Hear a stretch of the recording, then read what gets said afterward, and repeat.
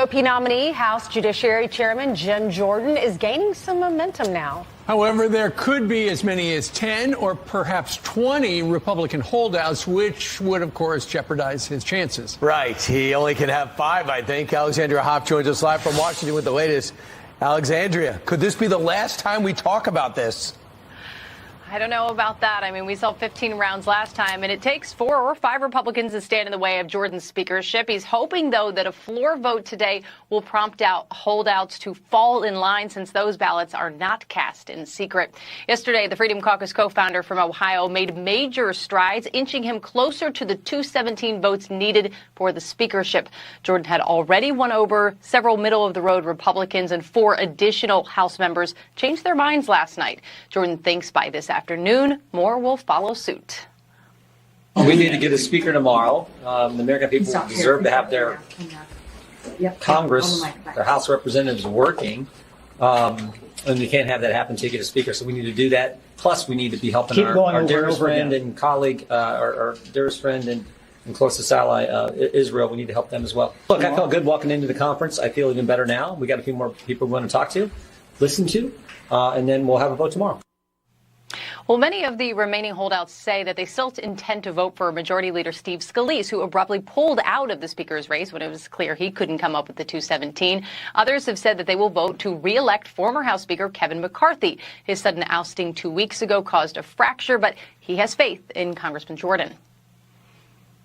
Very good about where Jim Jordan is at. He has been an integral part of our team when we took the majority, helping us get the majority. Well, today's floor vote, it certainly, as we were talking about, won't guarantee a win for Jordan. It could be a repeat of January, when it took former Speaker Kevin McCarthy 15 rounds to win the gavel, guys. Whosoever be he worthy shall have the power. Please be my guest. Be right back. Are you even pulling? Are you on my team? Just represent, pull. All right, let's go. Come on, Cap. It's a very, very interesting theory. I have a simpler one. You're all not worthy.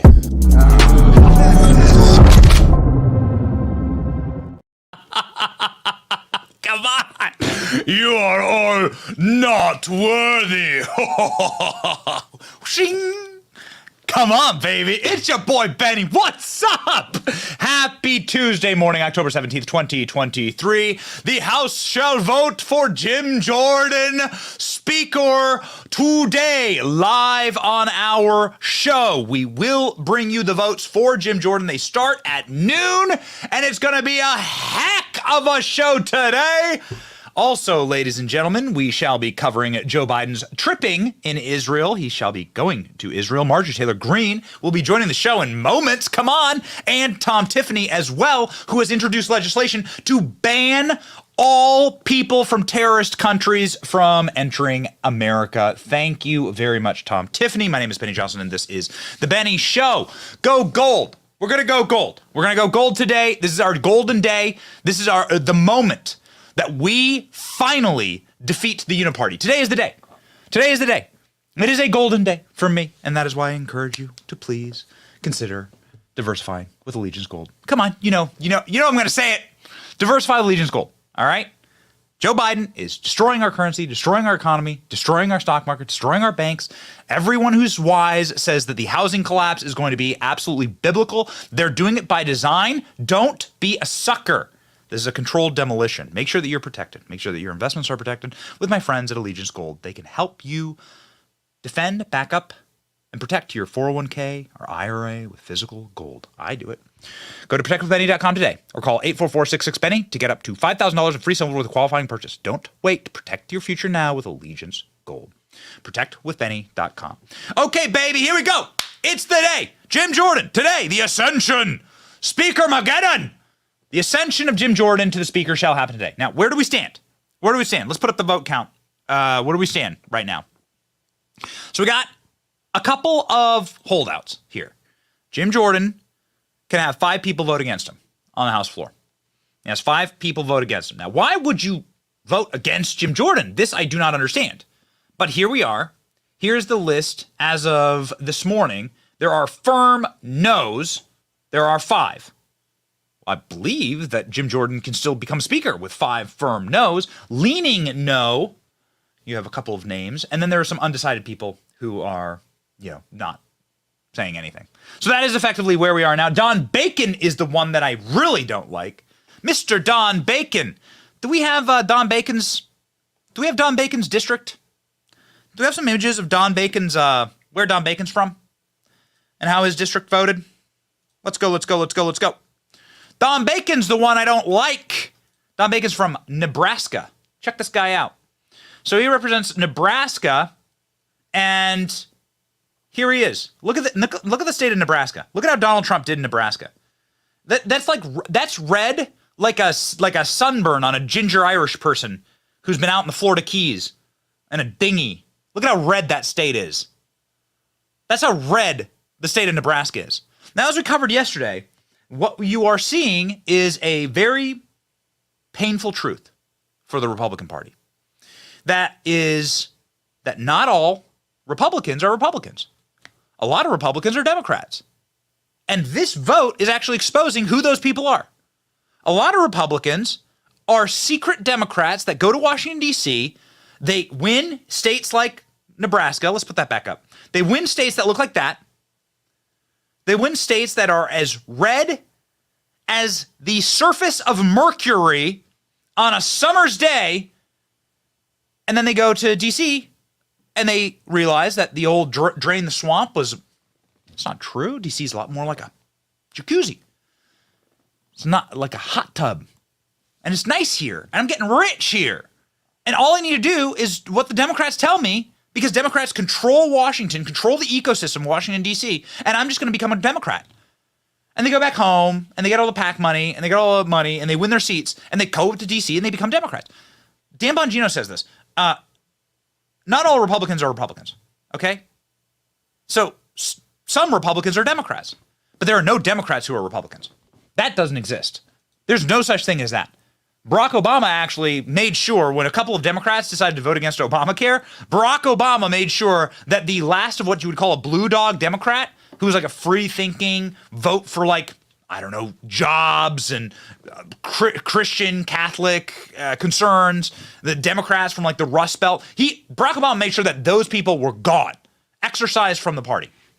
So what you have with the Democrat Party is just a pure hive mind, corporate structure of smooth-brained lunatics that literally are all on a ball gag and leash. Every single one of them, AOC, every single one of them in a leather-bound gimp suit, dog-walked by Nancy Pelosi. Not a single one dares step out of line. They wrote a letter. The squad wrote a letter. The squad is so anti-war. Squad wrote a letter to say, hey, maybe we should sue for peace in Ukraine. They were forced by Nancy Pelosi. Nancy Pelosi so took her BDSM whip and whipped them that the dominatrix, Nancy Pelosi dominatrix came out, right? She's like, Paul, put the hammer away. It's not that time. Now it's time for me to go after the squad. And the squad was so whipped into shape, they recanted the letter. The squad. The anti-American, anti-military industrial complex squad, which I agree with them on at least that front. No, we shouldn't be in Ukraine fighting war. They actually removed the letter. They sucked it back in. They said, oh, we're sorry we even sent that. Because they stepped out of line one time. So, be awake, open your eyes, and see what lies before us today. What lies before us today is an opportunity to see who the scum are in our party. Who are the actual Democrats in the Republican Party? There are no Republicans in the Democrat Party, but there are Democrats in the Republican Party. And today we're going to see, and we are disgusted because some of those people come from the reddest states out there. We put up a graph yesterday. I'm not sure if we got that in the show. I would love to see the chart of all of the states from yesterday where people were holdouts from. If we don't have it, let's pop it up. So what's very interesting is that there's not a single Republican voter who's against Jim Jordan. Find me one. Jim Jordan has done an incredible job for the grassroots, done an incredible job for our movement. He's been a fighter on every front that we appreciate and respect. Sometimes he gets a result, sometimes he doesn't, okay? This is politics. It's a dirty game. sometimes he's backstabbed, and often backstabbed by our leadership, who calls Jim Jordan a terrorist. These are some of the states, blood red states of Oklahoma, Idaho, Nebraska, Florida, Georgia. Marjorie Taylor Greene will be on the show in just a second. We'll go through what is happening in Georgia, where there are holdouts against Jim Jordan. Hold up, you might say. How can you vote against Jim Jordan when you're from a state that voted for Donald Trump? You're in a district that voted for Donald Trump, ruby red district, votes Donald Trump 20 points. How can you do that? What's that about? Because Donald Trump endorsed Jim Jordan, so you'd assume that then it is like important for you to sort of follow in line and to just do what your voters want. Not only is there not a Republican voter in America that has a problem with Jim Jordan, the vast majority of actual activists and grassroots people are thrilled about Jim Jordan, as we have enumerated on this show time and time again. Because Jim Jordan is us. Jim Jordan was swept in with the Tea Party. Jim Jordan is a man who has fought our battles and has listened to the grassroots. He's a brawler. He's a championship wrestler. He's a boy from Ohio. He's a scrapper, kind of like the rest of us. He's got cauliflower ears and a weird hairline, kind of like the rest of us. And you know what? The guy's seen hard times, and he's come out of them, and he fights. And he doesn't wear a jacket, kind of like me. And so, listen, I think that this is awesome. An awesome moment. Why would anyone vote against Jim Jordan? I don't get it. Unless you are a Democrat. Unless you are compromised, bought, sold, and leveraged. Maybe the deep state has something on you. This is how it works, people. This is why they love Joe Biden. There's so much criminality on Joe Biden. This is why Joe Biden was perfect. He's controllable. The moment that there's something that is threatening to you, that they can hold over you, the ghosts in the machine, you did something wrong, you filed your taxes wrong somewhere, sometime. They use that as leverage to force you into doing what they want. This is a mafia. The moment of Zen, the moment of true enlightenment is when you realize that your government is a criminal cartel. And that all governments are criminal cartels that are controlled by the people who are not elected. Okay? And so what you'll see today, potentially, are some Republicans that are voting because they have leverage leveled against them. It has nothing to do with principle. They did something naughty, or presumably did something naughty, and then they're being leveraged against. The people who vote against Jim Jordan are the rats. This is a smoke out operation. We smoke them out.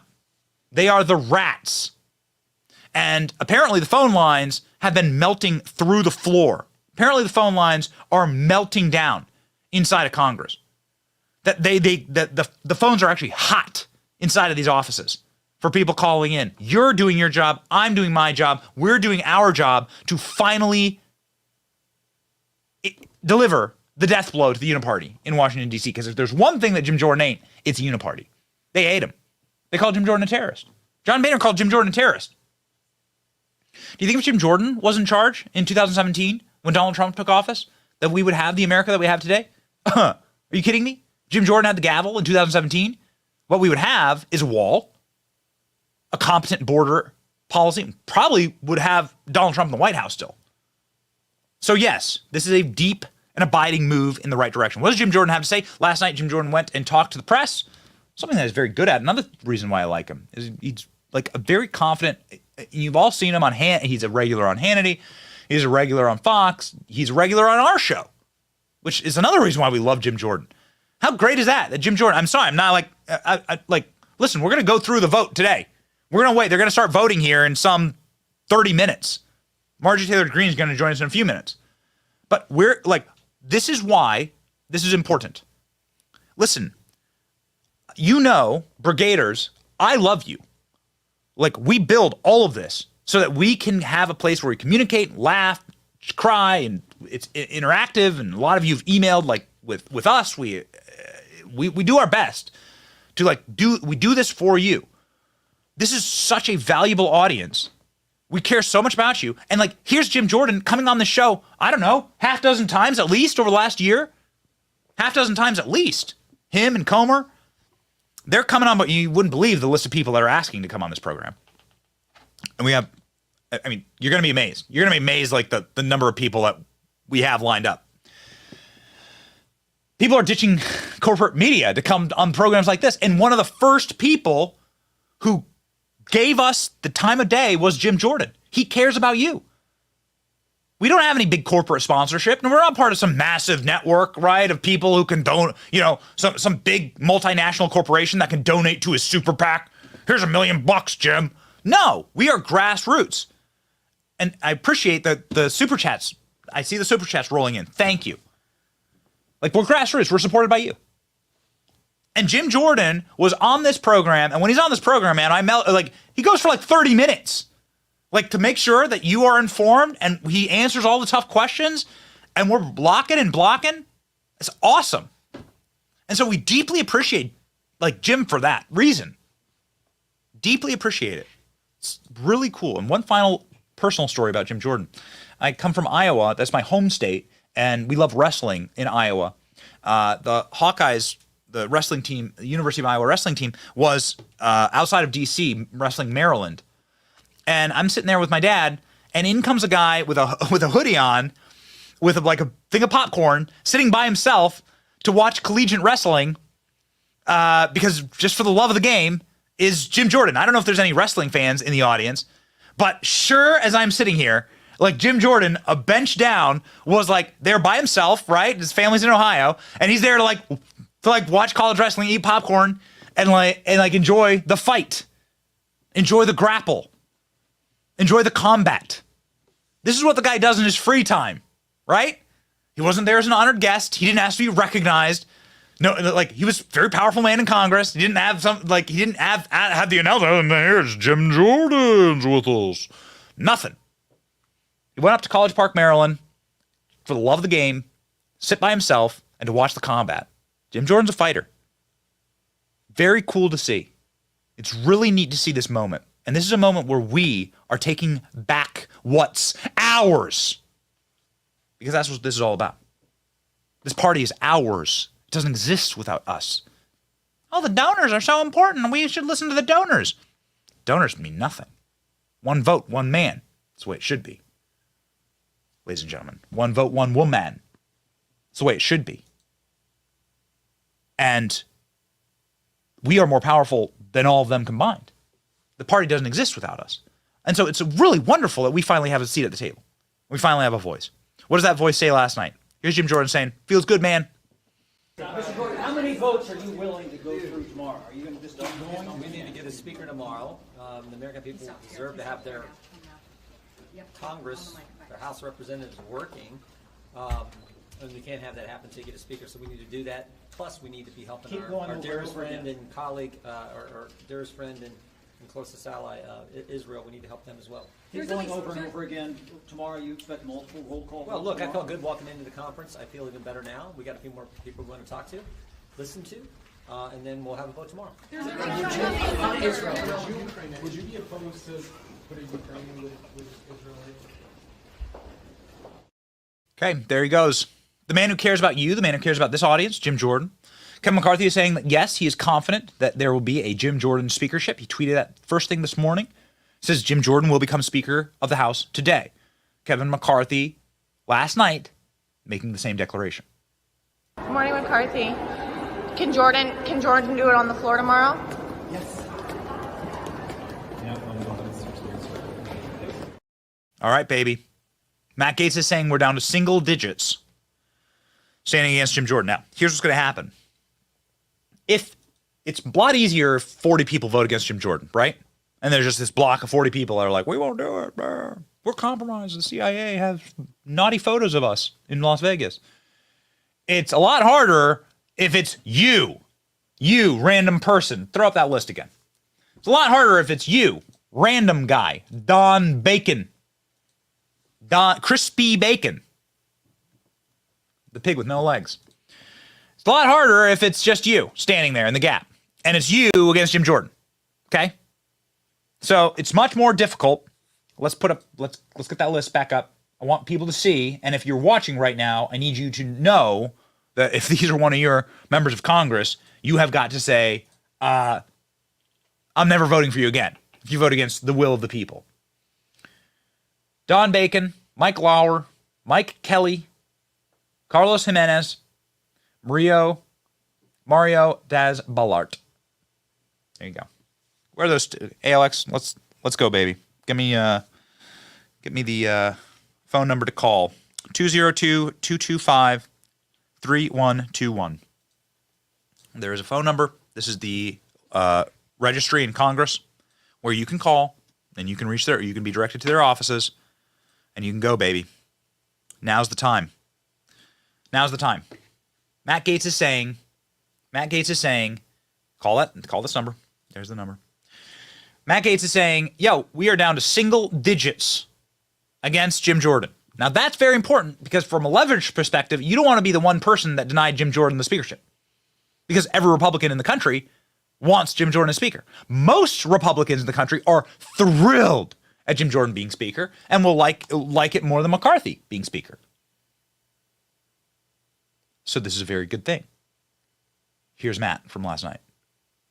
Right now, I'm very excited about Speaker Designate Jim Jordan. The opposition to Jim Jordan has dwindled down to the single digits. And if we are able to convince just a few more colleagues to go with the rest of the Republican Congress in getting Jim Jordan the speakership, I don't think there'll be a single viewer of Greg Kelly Reports who doesn't appreciate the upgrade that we made at the position of Speaker of the House. I think you're going to see it right away in our oversight work. Subpoenas that were bottled up are going to get out the door. I think we're going to be able to finally get a subpoena to Hunter Biden. And my hope is that we'll be able to put some downward pressure on all of this spending. I just saw a report today that we had tens of thousands of Americans just this past month go into bankruptcy, up 18% from a year ago. Bidenomics isn't working for people, and the House of Representatives is the only institution in our federal government that people can place any hope in when you look at the Schumer-controlled Senate and an administration spending more money, more weaponized against our fellow Americans. So Jim Jordan will be a great and inspiring leader. We got a little more work to do, but we feel like we got the wind at our back. So they have just a few people to peel off. Again, 5 people can vote against Jim Jordan. I don't know why you would do that. It seems suicidal. Some people are deeply loyal to Kevin McCarthy, and they say that they will be voting for McCarthy. So Jimenez, a guy from Florida, was saying that he's going to be voting for Kevin McCarthy instead of Jim Jordan. But that doesn't make no sense because Kevin McCarthy says you need to vote for Jim Jordan. So what's that about? He tweeted this morning, new for the record, I'm still okay. I'll be voting for Kevin McCarthy on the House floor tomorrow. So these guys are feeling the pressure. And we've been mounting the pressure. This is a guy also who voted for Hillary Clinton in 2016. Huh? What's that about?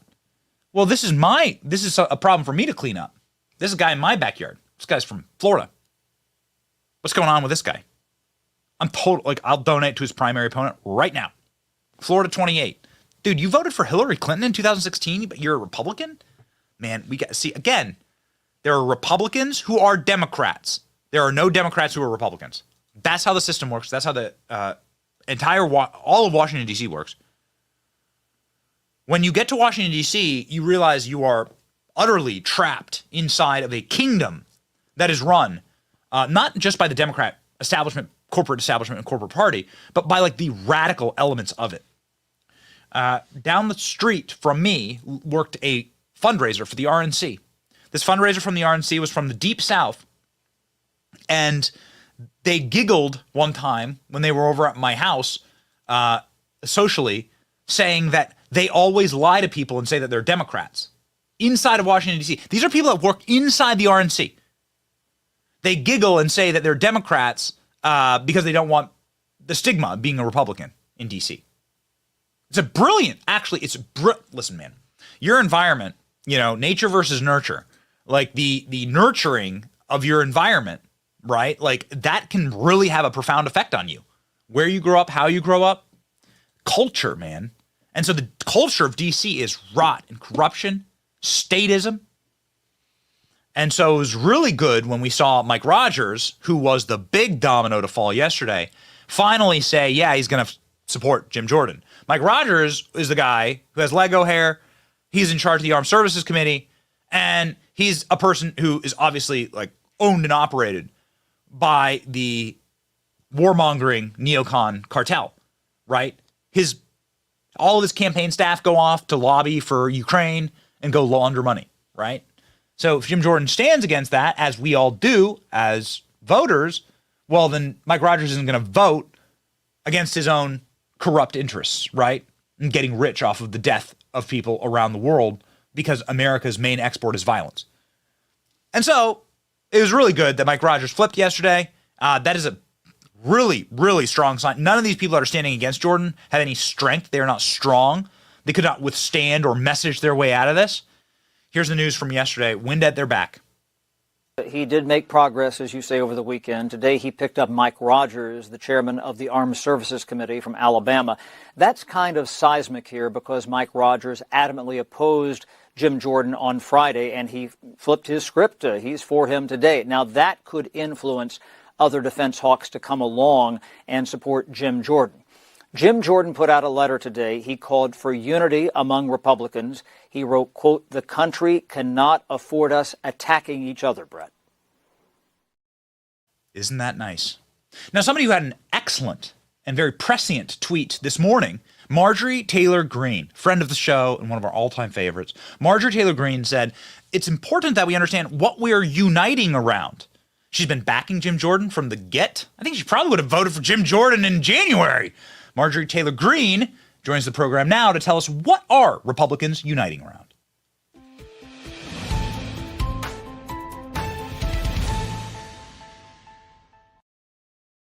Congresswoman, thank you so much for being on the program. I know that you are busy. You're getting the shot set up like you're running off to vote here in a moment. But please tell us, your tweet was very prescient this morning, saying we must give a message for people to unite around, right? So what is that message?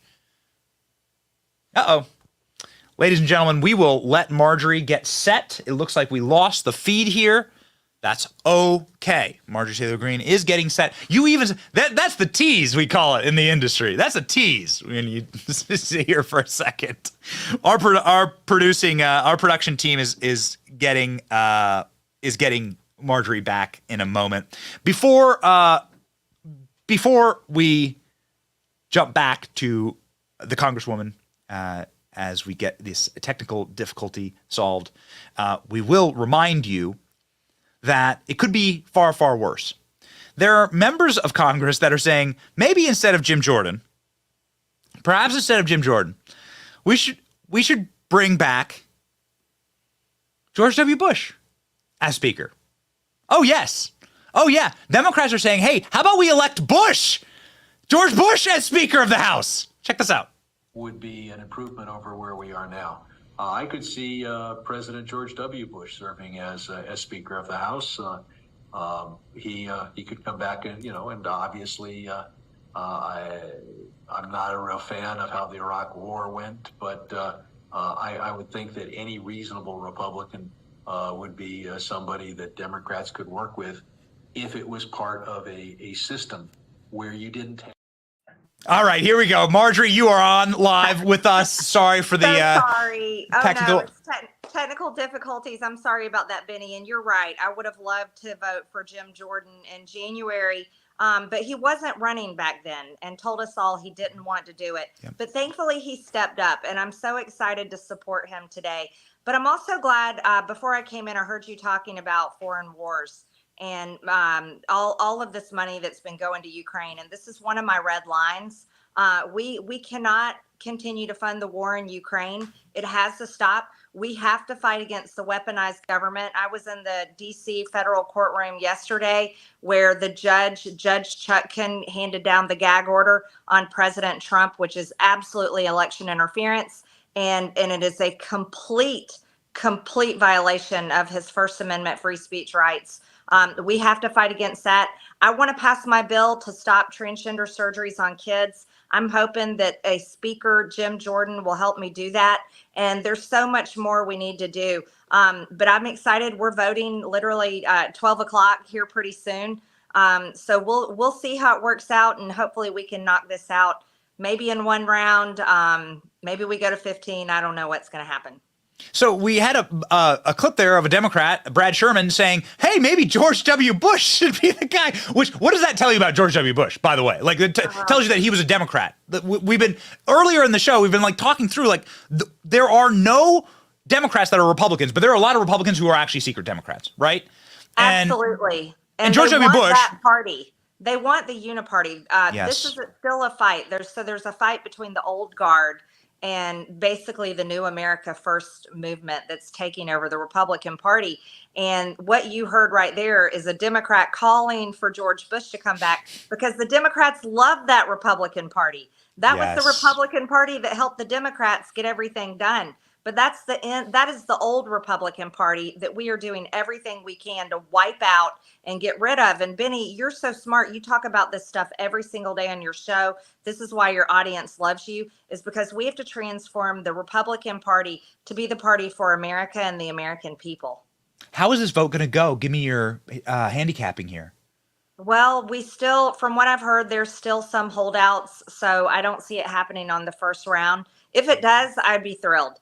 But we may have to just keep going at it, and that's up to Jim. Jim will have to talk to these holdouts and try to get their support. I'm hoping that they support him, but I'll continue to do the same thing I did when Kevin McCarthy was Speaker. I'm going to hold my red lines, Benny. It doesn't matter if Jim Jordan is Freedom Caucus. It doesn't matter if he's a conservative fighter. Being the Speaker of the House is an extremely hard job. And that's why representatives like me have to hold our red lines and make sure that no bills get passed that aren't in line for the America First movement that we need to keep pushing forward with. What has your relationship been like with Jim Jordan? Hopefully Speaker Jordan soon. Have you had any private conversations with him? How is this process going for him? Yeah, absolutely. I'm very close with Jim Jordan. He actually was the first member of Congress to endorse me when I ran for Congress back in 2020. So I'm excited to see this today. But I let him know. I said, Jim, I'm still going to hold my red lines. I won't send money to Ukraine. I want to see that war end. Israel wants to fight and defend their own country themselves. I don't want to see American troops going into Israel. That's not the right thing to do. Our border is a disaster. We have to defend and secure our border, and that should be the first and only border we care about. That's number one. Also, Protect Children's Innocence Act is a bill that I want passed on the House floor, and it stops transgender surgeries on children and makes it a felony. And I think that's something every Republican should easily be able to vote for. But lastly, the weaponized government. And we have a weaponized government committee that hasn't really done much. I want to see a lot harder work on behalf of Republicans to stop the weaponized government that's going after President Trump, his supporters, but also conservatives all across America, like pro-life protesters, parents holding their school boards accountable, and et cetera. I think we need to continue to fight for those things. So for me, I support Jim Jordan for Speaker, but I'll continue to hold those same red lines. We know that you have to run here, but a quick follow-up on that. Jim Jordan has been the king of oversight. What will change with the Speaker Jordan? Well, hopefully we will see our impeachment inquiry continue into the Biden crime family. And they are a crime family. And we are producing evidence after evidence. And you'll see more evidence coming out of oversight very likely this week as we've received more information that we subpoenaed. So these are all good things. But it'll be up to Jim Jordan to get the job done. And he has to do it with a very razor thin majority in the House. And not a very amenable conference. There's a lot of fighting that goes on constantly, but we just have to fight it out and do the right thing for our country. Benny, I got to run to the vote. So thank you so much. Thank you, Congresswoman. Okay, bye-bye.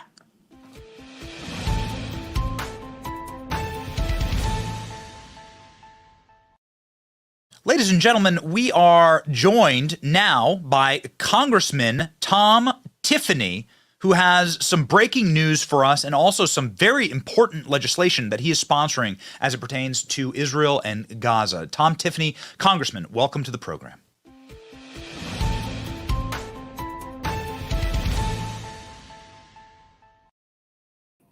Congressman, thank you so very much for being on the program. I think the top line news of the day here is, of course, the Speaker's vote. Can you give us just a quick update from your vantage point, sir? How is this going? Yeah, we're going to see how this plays out. There's a few people that are holdouts at this point. Will they stick to their guns? That's a real good question. Will they want multiple votes in order to have Jim Jordan become the speaker? But I think it's pretty clear for the grassroots activists across America, they want Jim Jordan. And I support, after Speaker McCarthy was deposed, I was on the Jordan bandwagon, and I think he'd be a terrific speaker. And by the way, Benny, for me, this is a very different vote. And I think for most members, it is also. This isn't like voting on a piece of legislation. So that Jim shares my political philosophy, or I share his largely, is important. But I want to know you got somebody that can manage the conference. And I got to tell you, as a member of the Judiciary Committee, and watching Jim Jordan's work as chairman, how well organized he is, how he gets us very prepared for these high profile hearings that we have with people like Mayorkas and the FBI director and all these people. He really gets us prepared. I've seen his organizational capabilities, and that's a big part of the reason why I'm supporting him for speaker. Wow. So that's very interesting. So you've seen him behind the scenes. What is Jim Jordan like behind the scenes? You say he's very organized. He's been called the king of oversight because he's just been a bulldog for a decade now, going up against the likes of Hillary, Obama, now Biden. What is Jim Jordan like behind the scene? Is he tenacious? He's always focused, always prepared, tenacious, and then he takes it to the opposition. And, not in a mean manner, but making sure that we get answers. I mean, he wants us, when we're doing these oversight hearings, you think about Mayorkas, he wants us drilling down and getting answers for the American people. This is about the American people, and Jim will always tell you that. They deserve the truth. Yes. Well, we deserve the truth about what's happening in Israel and in Gaza. You, sir, have introduced the Gaza Act to stop Joe Biden from importing Palestinians into this country. Obviously, we thank you for this. This is, of course, something that we saw disastrously happen in Afghanistan, where a bunch of unvetted people from a terrorist hotbed get just brought over to America. That seems, of course, suicidal in its policy. Can you tell me about your act, sir? Yeah, so the act is very simple. If you have a Palestinian Authority passport, or what they call a passport, you cannot get a visa into America. After the horrific events in Israel of about 10 days ago, there's no reason for us to have people coming in with that type of ideology that does not fit classic American small L liberalism. And it just does not fit with our values, so we should not allow that. But what it was meant to do, Benny, was it was meant to be a preemptive strike against the Biden administration, because they've shown us in the, little over 2 years that they've been in office, that they will press to have people come in any way that they can. They will use immigration parole. They'll use any way possible. They'll let people be gotaways, over 1 million of them coming across our southern border. They will use any means possible. We saw it with Afghanistan. They said they had people vetted. Those people were not vetted before coming into the United States of America. I'm fearful they're going to do the same thing. And you have people like the Progressive Caucus, that, like Representative Bowman, they're saying, bring them on in. We should not allow that to happen to the American people. It's a national security risk. Yes, that's right. Maybe if there's a horrible national security risk and somebody needs to pull the fire alarm, Rep. Bowman will be right there, right there, ready to go. He's even been practicing. So I hear the buzzer going off in the background. Is that the call to votes? It'll be shortly. We're good yet, Benny. We're good. Okay, got it. So what I have a question for you about the people who are holdouts against Jim Jordan. And perhaps you could illuminate for me something that that is a blind spot. Because as I speak to the grassroots and as I talk to this audience every single day, I don't find a single person, and we have a 10 million person audience. I don't find a single person who is against Speaker Jim Jordan. There are some people who like other guys, right? But no one's against Jordan. They all like him. And most of the grassroots congressmen are thrilled, ecstatic, elated for a Speaker Jim Jordan. Here's our moment. Freedom Caucus, Tea Party. Like, this is a guy who's been a fighter for us. He's been on the right side of our battles. He's always stood up for us. He stood up for President Trump. And the activist class, the grassroots class, are thrilled about Jim Jordan. Yet I see members of Congress from these deep red, dark ruby red districts, not going to name anyone, that are voting against Jim Jordan. Can you please explain that? Because it don't make no sense to a guy like me. I can't explain it either. We're just trying to convince them to vote with us today because you are correct. The American people want a fighter, and the conservative movement, they want a fighter. And we saw that going back to January, when there were a number of good things that came out of the whole speaker fight that Kevin McCarthy ultimately became speaker.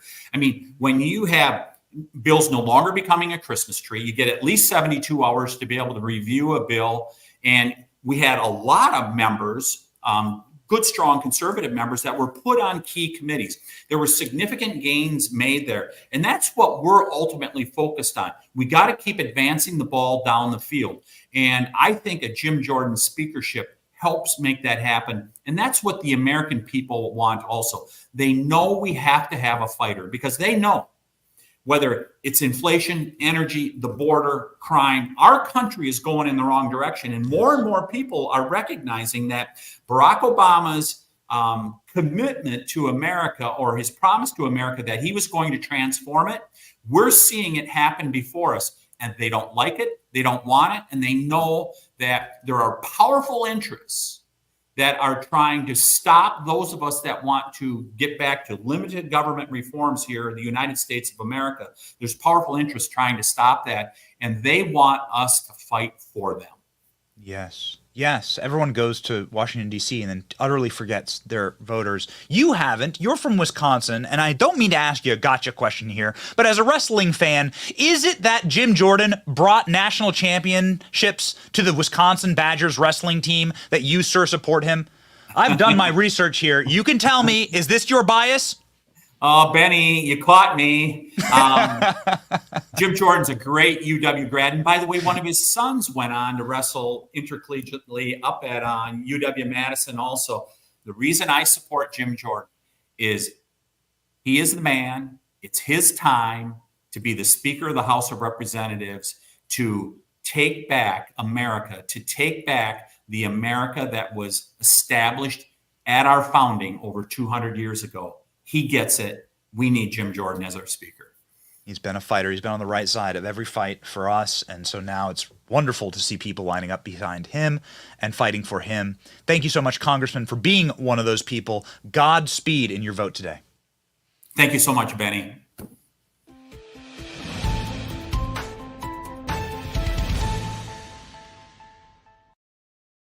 Okay, ladies and gentlemen, we have, of course, our entire production team here at the ready. We are ready to go. We're going to bring you the speaker's vote live. That speaker's vote starts in 10 minutes. What you heard there behind the congressman was that's these little bells that they install in every single congressional office. No, it's not Jamal Bowman pulling the fire alarm. These little bells. And that tells them we are calling votes. We are calling votes. And the bells have different sequences to let them know, hey, here's the votes being called, here's the votes ongoing, here's the votes ending, right? And so that's them saying, get ready, get on down to the well of the Capitol, the House, and get voting. And so these votes are going through, again, in 10 minutes. 10 minutes. So we shall bring you the live feed. You will see the multiple members of Congress that were on our show voting live for Jim Jordan, and we will see who wants to maintain the status quo in Washington, D.C. Who wants to maintain a world of backstabbers, of people who travel to Washington based on the political will and power of us, based on our grit, work, money, and exercise of blood, sweat, and tears for this country, and us just wanting people to care about America instead of someone else's damn border in some hellhole around the world. For us just wanting a group of people to say, hey, I represent you. I'm going to represent your interests in this hellscape cesspool that is Washington. I'm going to go there to slay dragons, not to cozy up with them, make them my pet, or become their little bitch. These people, there are very few of them, Jim Jordan's one of them, who have gone to Washington, D.C. in order to break things. And that's a good thing. Because D.C. deserves to be broken. Deserves to be broken. We'll see in moments who's willing to vote to maintain a Republican Party that is a fifth column, that is a fake party. It's not real. It's Fugazi. It's not a real party. It's not a real party unless you are there to actively agitate against the federal government. Okay? That's the goal. Listen, look at the design of our Constitution. Look at the design of our government. The goal of the Republican Party should be to return every ounce of power that goes to Washington is power sucked out of your marrow, the political marrow of this country. And you go and you travel this country, find me a single city that's doing better than it was 4 years ago.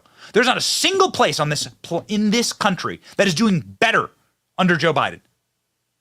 Nothing has gotten better here. Everything has gotten worse. And why is that? Because time after time, we give political power to a party of Judases and Benedict Arnolds. Let me show you Judas and Benedict Arnold. I have actually some videos of them. First off, let's go with Benedict Arnold, okay?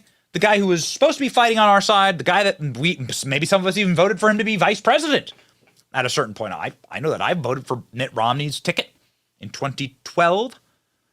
Here we are, ladies and gentlemen. This man was the vice presidential candidate, became the House Speaker begrudgingly, and released an ad. He was shocked. This man was shocked when Donald Trump won.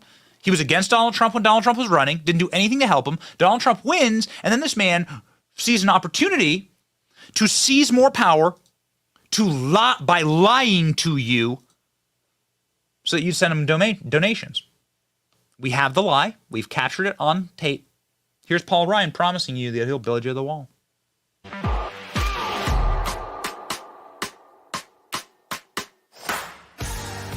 I had the opportunity to travel down to Texas, to go to the Rio Grande Valley and spend time with our Border Patrol. When you see what they're up against, it really gives you even greater respect for what they do. They clearly need more tools and more support to do their jobs effectively. That's why we're going to get this done this week. We're going to get this done this week. That's why we're going to do it. I'm a Boy Scout.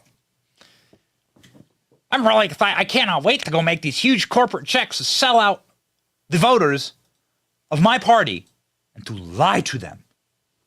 Multiple times in that's a 20-second clip that Paul Ryan released the first month of Donald Trump's administration, unified control of government by Republicans, and that ad was released with the words, build the wall. We will build the wall. And then it ends with, we're going to get it done this week. This week! That was 7 years ago? Has the wall been built? Would your country be operationally better if there was a wall? Now, Donald Trump was only asking for like $5 billion for the wall. We've sent $150 billion to Ukraine. Imagine the wall we could have built for $150 billion. What if there was a person that was like, no, how about Ukraine? Like, tough luck. We're going to protect America. So we're going to put a $150 billion wall on the border. Permanent garrisons, I don't know, electrified, whatever.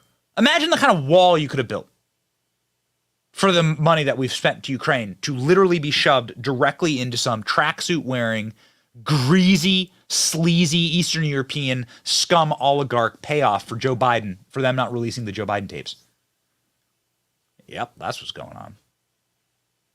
So, ladies and gentlemen, this is the Benedict Arnold. Here's the Judas.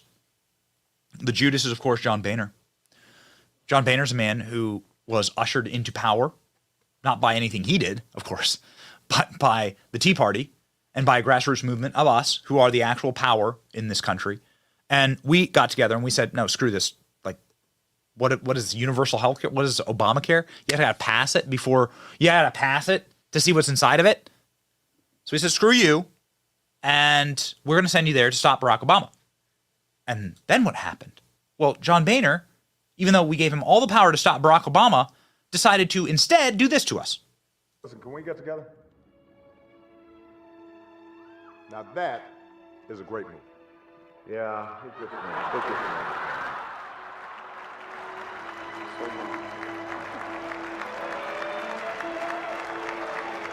So, you got any advice for me? So now you want my advice? First, stop sending me all these LinkedIn requests. And second, here's the beauty of this whole thing. You've got all the time in the world to figure this out. You can just be you for a while. So, spitting in your face. Taking the political power that you give them and using it to glorify Democrats. That is what Republican Party has done. That is what the Republican Party has done. Either lying to you, Paul Ryan did, that's bad, or actual betrayal. So lying to you is really bad. Betrayal is far worse, and that is what John Boehner did. And now the man who is on the precipice of becoming speaker today stands. If you're asking, oh, will Jim Jordan be the same thing? Well, judge a man by his friends, but really judge a man by his enemies. That's where you know the real. That's where you know the real might of a man. Judging a man by his enemies. Who's Jim Jordan's enemy? Well, it was John Boehner. Reminder, the Democrats are saying, give us George W. Bush. What does that tell you? Democrats are saying, please, nominate George W. Bush. We like him. That means that George Bush is a Democrat. That's what it means. Oh, this is this is statism. That's all it is. Forever war. The exporting of violence. That's what George Bush represents. George Bush didn't represent you. And John Boehner is cut out of the exact same cloth. And so who does John Boehner hate the very most? Listen to this clip. You call some of these members political terrorists. Oh, yeah. Jim Jordan especially. My colleague from Ohio. I just never saw a guy who spent more time tearing things apart and never building anything. Wow. Jim Jordan, he's torn D.C. apart. I've never seen a guy who's he came to D.C. to actually say that this place deserves to be returned to the way the Constitution was written, where we don't have any power. Blah, blah, blah, blah. The behavior of the Uniparty, man. The behavior of the Uniparty. This is what John Boehner had to say about Jim Jordan. He came to Washington, D.C. as a terrorist, which, of course, I don't like the moniker, right? Especially given the current news cycle. But nonetheless, he came there to metaphorically blow up the systems that were destroying America, that were offshoring our jobs, that were undermining and destroying our currency, that was hurting regular Americans, especially Americans in places like Ohio, where Jim Jordan's from, and Wisconsin, and Georgia, and everywhere.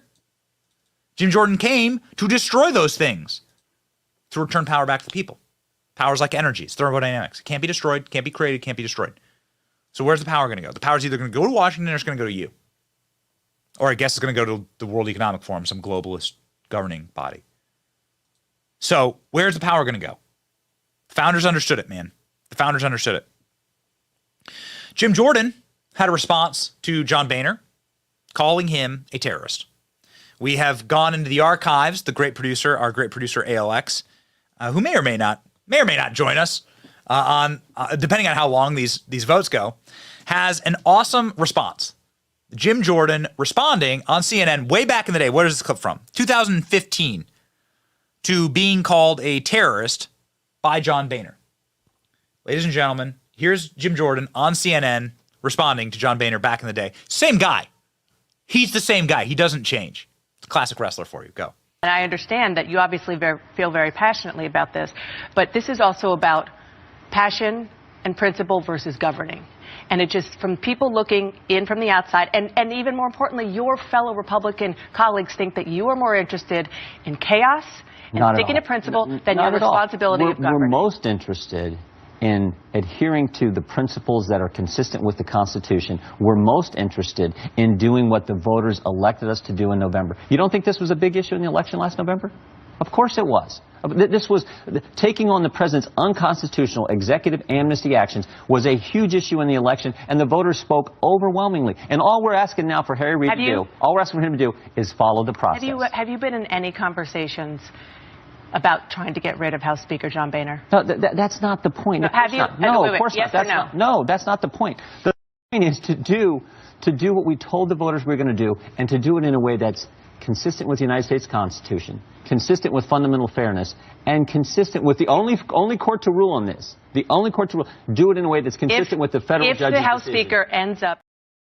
Hot damn. Jim Jordan, back in the day, vintage clip, 2015. Donald Trump hadn't even announced he's running for president yet.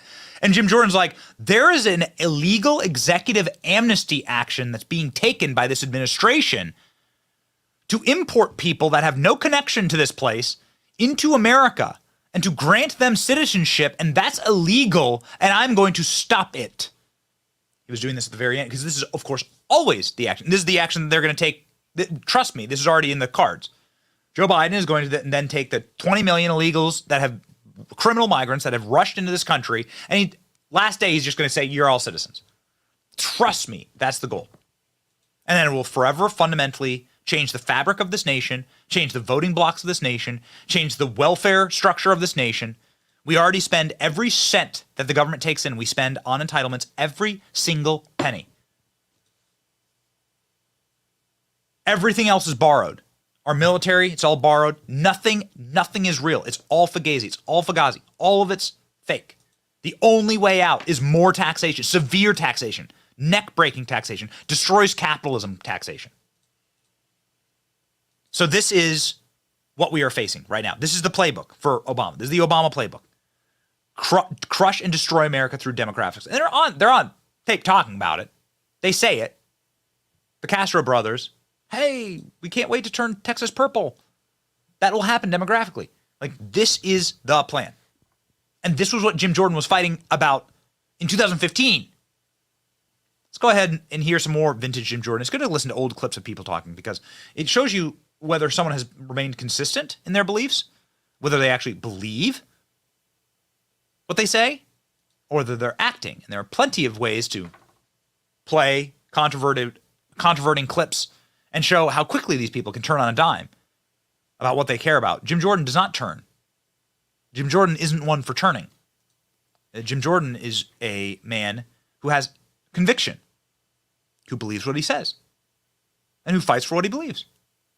The rarest of all birds in Washington, D.C. Listen to Jim from 2015 again, the same CNN interview, where he's railing against illegal amnesty by the Biden administration for criminal migrants, a system that they have now accelerated to the extreme.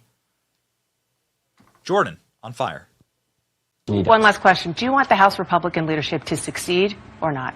Of course we want them to succeed because that helps the country succeed. That's good for the families we represent. The country certainly doesn't look like it. I mean, I've covered Congress for a very long time, and it feels more chaotic, and it is impossible at this point for the House Speaker and the leadership team to govern, and they feel like it is because you all don't take yes for an answer. What's best for the country is to fund the Homeland Security Department, but do it in a way consistent with the Constitution. That's what the election was about. Last time I checked, Republicans did pretty well in the election last November. We're supposed to actually, politicians when they get elected are actually supposed to do what they told the voters they were going to do when they got the job.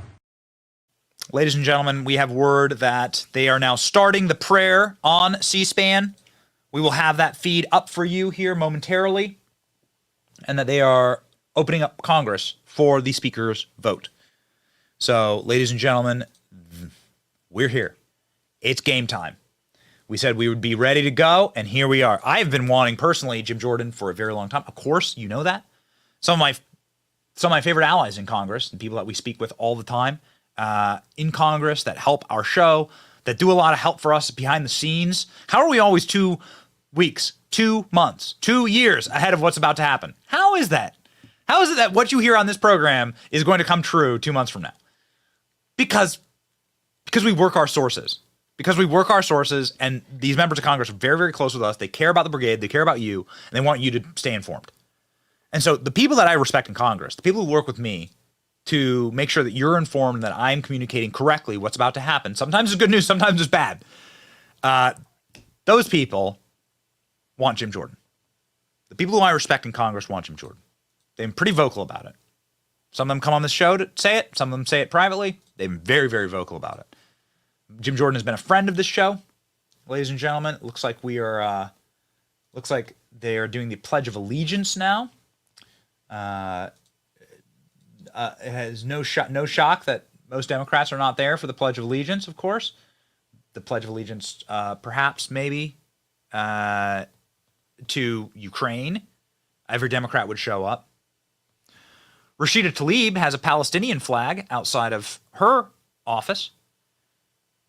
Here is a call for the speaker. Let's go ahead and listen in here. Let's just see if there's anything interesting happening here. Device. Okay. So they've been gavelled in, and now they're going to begin the speaker. I think they're going to just go right into the speaker's vote. Call for quorum. Okay. So you're going to see how many people are present in Congress. All right. All right, ladies and gentlemen. So we're going to bump back out. This is the parliamentary procedure. And of course they're going to get, they vote in 15-minute blocks.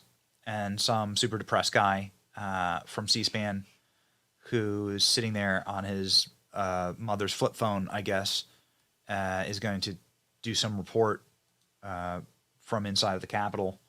And it looks a lot more like a Alcoholics Anonymous confession than it does a report, but whatever. Some people can't be as cool as us and have AR-15s in their shots. Okay, all right. So anyway, we very much look forward to bringing you a report from inside of the Capitol. We have something very special lined up where we will be going into the Capitol to do a live show, and we'll have more to come on that front, ladies and gentlemen, as we sort out who the Speaker of the House will be. Of course, it shall be Jim Jordan. Ladies and gentlemen, why should it be Jim Jordan? I know we spent the show talking about it, but we do have an important clip, one of my favorite clips, absolutely my favorite clip of Jim Jordan, where he dressed down. Ooh, yikes, nobody wants to dress down Hillary Clinton. Please, no matter what you do, Hillary, keep your clothes on, okay? Please. I didn't mean dress down Hillary Clinton, but what I mean is Jim Jordan took, hopefully, the future gavel that he shall wield and just boxed around the ears old Hill Dog for getting Americans slaughtered in Benghazi, 4 Americans losing their lives, Navy SEAL and an ambassador. And Hillary Clinton wouldn't send any help. Hillary Clinton didn't do anything about it. Hillary Clinton loved the creation of ISIS. She was in charge of creating ISIS and totally destabilizing the Middle East. Amazing how that's a feature of the Democrat Party. When Republicans are in power, you have peace in the Middle East. When Democrats are in power, you have the entire thing collapsing. Here is Jim Jordan, the only Republican with stones in his shorts to actually question Hillary Clinton on this murder of Americans that she allowed. We know the attack in Libya had nothing to do with the film. It was a planned attack, not a protest. Let me read that one more time. We know, not we think, not it might be, we know the attack in Libya had nothing to do with the film. It was a planned attack, not a protest. State Department experts knew the truth.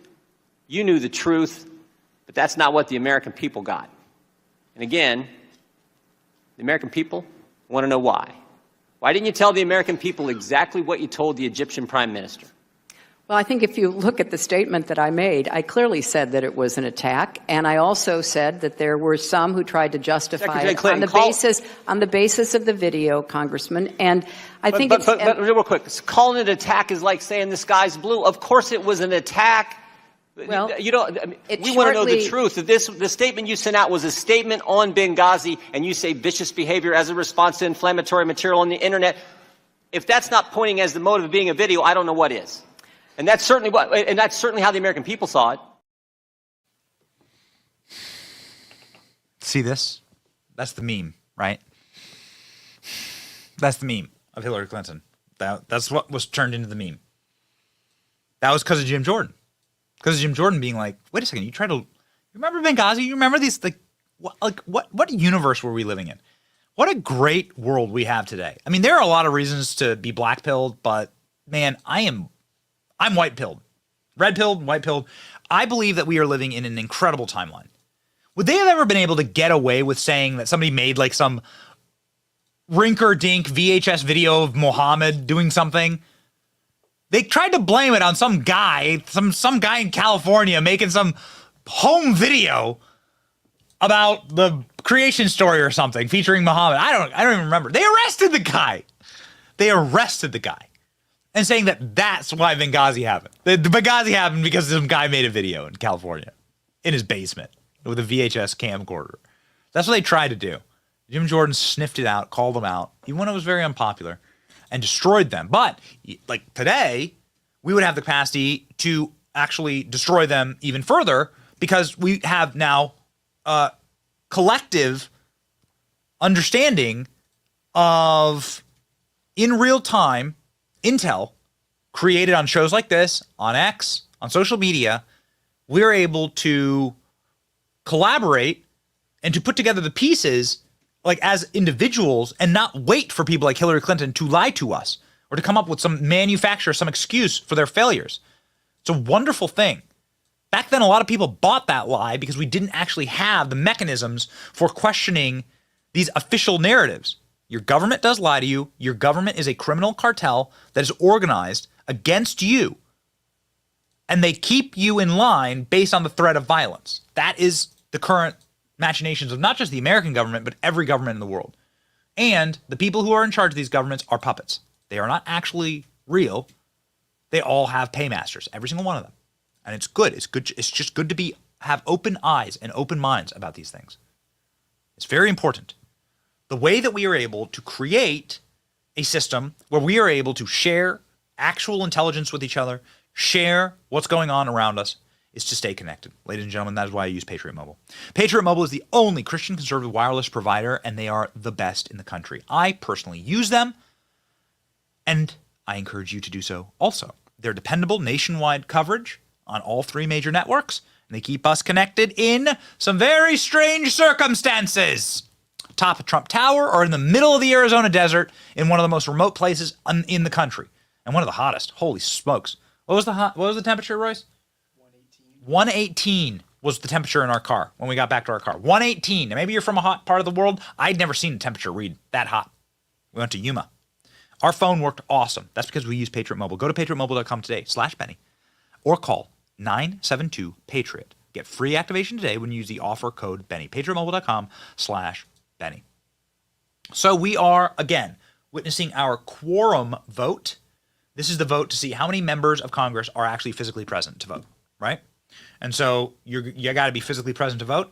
I hear there's like one Republican who's missing and not able to actually to be there. So in order to like tally the votes, you have to know who's all there. And so this is the typical procedure before you go through with like an actual vote. Got to see who's all there and who's all accounted for. So, ladies and gentlemen, we are going to be awaiting this quorum tally. It looks like we are 7 minutes left. And then after that, we are going to be getting the votes, the nominating speeches, and the votes for Jim Jordan. And we are going to see how many rounds this goes through, but I think that it's very interesting. I think this is quite interesting. I want to hear who the nominating speeches. I want to hear perhaps from Jim Jordan himself. And it looks like people are lining up, right? They're taking their seats there, getting ready for these nominating speeches. And maybe maybe they'll call the quorum vote early. This is the Democrat side of the aisle. You can see Clyburn. You can see Clyburn there, and you can thank Clyburn, of course, for being the useful imbecile who got Joe Biden elected. Because Joe Biden, they don't want you to ever remember this. Joe Biden came in 5th and came in like 6th in Iowa and New Hampshire. Nobody liked Joe Biden. Joe Biden had a failure of a political campaign. But what have we talked about? The corporate Democrats, with the insane power of their Marxist structures, were able to come down and just order their candidate in. There is no democracy left in the Democrat Party. It is full statism. It is totally and completely, wholly hive mind operated smooth brains that are inside of the Democrat Party. And that is why it is quite interesting. And I still don't actually believe that this is a bad thing. There's some people that are like, oh, this was a bad idea and everything. I don't know, man. This is the way it's supposed to work. This is the way it's supposed to work. And I like the messiness of our process. Our process is designed to be horribly messy. Do you think our founders thought that like putting 500 like pretentious windbags in a room together from every single different state, from every single different walk of life, and saying that's the system that all legislation is going to originate from federally. Like, they knew that would be a disaster. They knew that would be messy. They knew that would be disgusting. It would be a muck job. And were so many, they immediately set in place procedures like filibusters and so forth to enable every member of Congress to stop whatever they wanted to from happening. It's supposed to be a disaster. It's supposed to be a mess. Washington, D.C. is supposed to not be functional. It's supposed to be dysfunctional. It's a good thing. There's a man who's been fighting for Washington, D.C. to be dysfunctional. I mean, obviously you have Jim Jordan, who has been on the right side of government shutdowns, on the right side of oversight for a long time. Jim Jordan on the shutdown in 2013, because they went through and they said, we're going to shut the government down for Obamacare. Obamacare is wrong and illegal, and so we're going to shut the government down. That's awesome. This is why John Boehner calls the guy a terrorist, because he was just here to tear things down. Yes, that's what we want. That's the way it's supposed to be. Jim Jordan, 2013, man, 10 years ago. Has the man changed? Could they find a video of you from 10 years ago? Would you be the exact same person? Jim Jordan is. And that's awesome. Watch. I keep coming back to this idea that somehow we're the bad guys because we're standing up for the simple concept of fairness. This is why people elected us, to stand up and say, you know what? We should be treated fairly under the law. This law doesn't work. We all know we've had 13 days of it's been rolled out. It hasn't worked. And the other thing that I'm always amazed at, this president can waive the law for big business and for members of Congress, but he can't waive the law during this shutdown for families whose sons gave their lives serving our country and want their death benefit for that. I mean, to me, that's unbelievable. Isn't that insane? What a world that we live in. So what he's talking about is, of course, Democrats in 2013 taking and using maximum pain. So during the government shutdown, they refused to allow payments for service members and their families for funeral benefits. They closed down all the national parks. I was living in D.C. at this time. I was reporting in D.C. at this time. They closed down national parks and everything. They put up little the national parks are just these big open monuments, right? But they put up little yellow tape saying that they're closed. LOL. These people, they're such frauds. Looks like there's 2 minutes remaining. But Jim Jordan was against it then. Now, what are they doing now? Well, in a government shutdown, they would still fund Ukraine, right? So they would take away the benefits from American service members, but they would still fund Ukraine. Jim Jordan is fighting the same battle. It's just good to have people. It's the same evil tactics. It's good to have people who have fought these battles before. You want to have a veteran fighter on your side if you go into war. And it sounds like people are getting on Jim Jordan's side. There's one person who is a member of Congress from my state of Iowa. Her name is Mariannette Miller Meeks. Iowa is, of course, a blood red state. Went for Donald Trump by 20 points. I don't know how or why Mariannette Miller Meeks would not be voting for Jordan, but she has announced that she will be voting for Jordan. And so that is a very important thing. That was one of the holdouts. And so, again, they are beginning to break. Very few of these people have been super public about voting against Jim Jordan. Again, I don't know why. Most of the people who are on Jim Jordan no list say they're going to vote for Kevin McCarthy. But Kevin McCarthy is fully and wholly in Jim Jordan's corner. So expect those people to be able to be peeled off. That's what I expect. Whether you're peeled off, you certainly should be pissed off. And Jim Jordan was back in 2014 with the weaponization of the IRS. Do you remember Lois Lerner? Lois Lerner was this freakish Karen radical that was tapped by Barack Obama to use the IRS's supreme and superpowers to go after conservatives, to audit conservatives. My wife's family was one of the victims of this. They were conservative activists. And were you one of these victims? And then you get this big fat audit from the IRS, and the IRS going through everything you've ever done. The weaponization of the IRS, it was only happening to conservatives. I think it happened to Sarah Palin, too, for the crime of running on a ticket against Barack Obama. So this was a huge scandal back in the day. Jim Jordan on the right side of this one. And the only route, remember this, the only route to the truth is through the House of Representatives. That's what Madison was talking about, because we know this.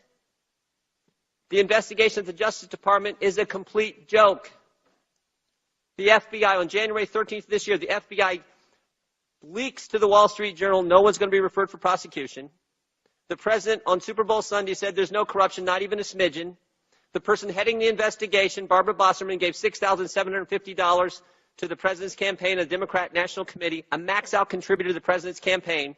And just this week, on Tuesday, in the Judiciary Committee, I asked Eric Holder, have you looked into the leak that the FBI gave to the Wall Street Journal? Have you investigated that? And his response, no, I haven't. Wow, a weaponized federal government against the American people for being conservative, penalizing people for their political views. Where have I heard that before? Where the hell have I heard that before? Where? It just seems so familiar. Strange that Republicans are such lard asses, such dimwits, and couldn't see this coming, couldn't see this happening, and never defended us. And now there's hundreds, thousands of Americans that rot in jail cells because they wore red hats during a peaceful protest, mostly peaceful protest. Got it. So the quorum vote is now done. Quorum vote is officially over. And we have a quorum of the House. And so they will begin, hopefully immediately, the nominating process for House Speaker. It looks like all the members are gathering there on the floor. And we're going to get speeches soon, but as soon as we get those speeches, there'll be nominating speeches, right, for Jim Jordan. As soon as we get those speeches, we will, of course, cut to the audio. Right now, it's just going to be a bunch of people murmuring, rabble, rabble, rabble, rabble, rabble. But we will bring you those speeches live. I'll be very interested to see who speaks on behalf of Jim Jordan. Maybe McCarthy, right? Give his nominating speech. Since the holdouts are McCarthy people. Seemingly some of them, right? So McCarthy's been 100% on Jim Jordan's side. Maybe that's because Jim Jordan's been on McCarthy's side, going after some of the initial open season government weaponization. Like, we've, of course, seen this accelerated to a degree that is unrecognizable, and that is dystopian and dictatorial. But back in the first year of Donald Trump's administration, we received the revelation that at high-level federal law enforcement were going to stop Donald Trump's election. Peter Strzok texting his lover, Lisa Page, that they will stop a Donald Trump election. How exactly were they going to do that? Oh my. How is that not the scandal of the century? Well, Jim Jordan did his best to elucidate the actual reason for those text messages being sent when Peter Strzok and Christopher Wray were in Congress. I'm sorry, correction. Christopher Wray, FBI director, was in Congress. So let's have a listen. This is vintage Jim Jordan, back before any of the insanity that we know now about Christopher Wray, saying, what do you mean by stop Donald Trump from being elected? Peter Strzok that we learned this past weekend was removed from the special counsel team because he exchanged text messages with a colleague at the FBI that displayed a pro-Clinton bias. Is that accurate? Yes. Talk about the same guy. Okay. Yes. Well, here's what I'm not getting. Peter Strzok is selected to be on Mueller's team after all this history, put on Mueller's team, and then he's removed for some pro-Clinton text messages. I mean, there are all kinds of people on Mueller's team who are pro-Clinton. There's been all kinds of stories. PolitiFact reported 96% of the top lawyers' contributions went to Clinton or Obama. But Peter Strzok, the guy who ran the Clinton investigation, interviewed Mills, Abedin, interviewed Secretary Clinton, changed gross negligence, a crime, to the term extreme carelessness, who ran the Russian investigation, who interviewed Mike Flynn, gets put on Mueller's team, and then he gets kicked off for a text message that's anti-Trump. If you kicked everybody off Mueller's team who was anti-Trump, I don't think there'd be anybody left. So here there's got to be something more here. It can't just be some text messages that show a pro-Clinton, anti-Trump bias. There's got to be something more. And I'm trying to figure out what it is. What is it? how could they have stopped Donald Trump from becoming president? Oh, I get it. They had a dossier created that they all knew was fake AF. And they were going to use that to open up criminal investigations into Donald Trump, to open up the Mueller investigation. That's how they were going to stop Donald Trump. This was the plan all along, of course. Every one of these people knew it was fake and fraudulent, that the Russians did not help Donald Trump get elected. And they created this as a smear, as a slime ball tactic. They all knew there's not a single person that has corroborated a single thing in here. Everyone's admitted it was fake. Ladies and gentlemen. What? Okay. Ladies and gentlemen, they ran with it anyway. So we do have a piece of breaking news here. Again, we will make sure that we bring you all of the speeches from the floor. The quorum is now over. We will bring you all the nominating speeches and so forth. But there is a nominating speech from a very important man that just broke. Donald Trump, who was in court in New York, of course, for the continuation of these frauds. Donald Trump has walked to the cameras and just seconds ago made this declarative statement on behalf of Jim Jordan. This, ladies and gentlemen, will do the trick. Check this out.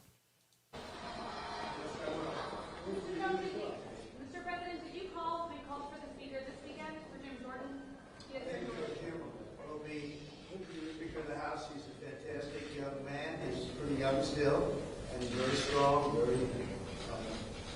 he has very proper opinions about our country. He loves our country. He wants to see it do well, and I think he's going to be confirmed sometime soon. As you know, many people have now supported him. 24 hours ago, they were supporting somebody else. There seems to be great unification. I think Jim Jordan will be a great speaker. I think he'll be. I think he's going to have the vote soon, if not today, over the next day or two, and I think he'll end up being a great speaker. What about Biden's trip to Israel? Do you think Biden's trip to Israel is political, Mr. President? I think everything he does is political, and unfortunately everything he does doesn't work out very well. Thank you very much. Did you have anything to do with unifying the party behind Jordan? Will you be back this afternoon? Why return?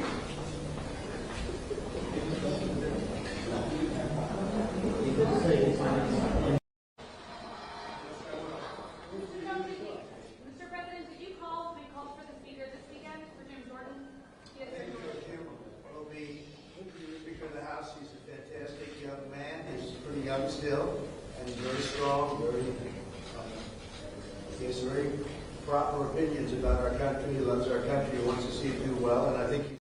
Ladies and gentlemen, we had to loop that clip in order to make sure that we were all loaded. So apologies. I'm sure you didn't mind hearing a little bit of our great president talking about how much he wants Jim Jordan. Jim Jordan has been a stalwart Donald Trump supporter. Jim Jordan has always supported Donald Trump and was a fighter for Donald Trump. And would you have had the wall if Jim Jordan was speaker during Donald Trump's first term? Of course you would have. We would have had a totally different country. A totally different country. Still no change on the floor. Looks like 9 no votes still, says producer ALX. So we're going to need to have that number whittled down by 4. Jim Jordan can become speaker. 218 is the threshold that you need to become speaker. And we are going to see if there is a breaking point.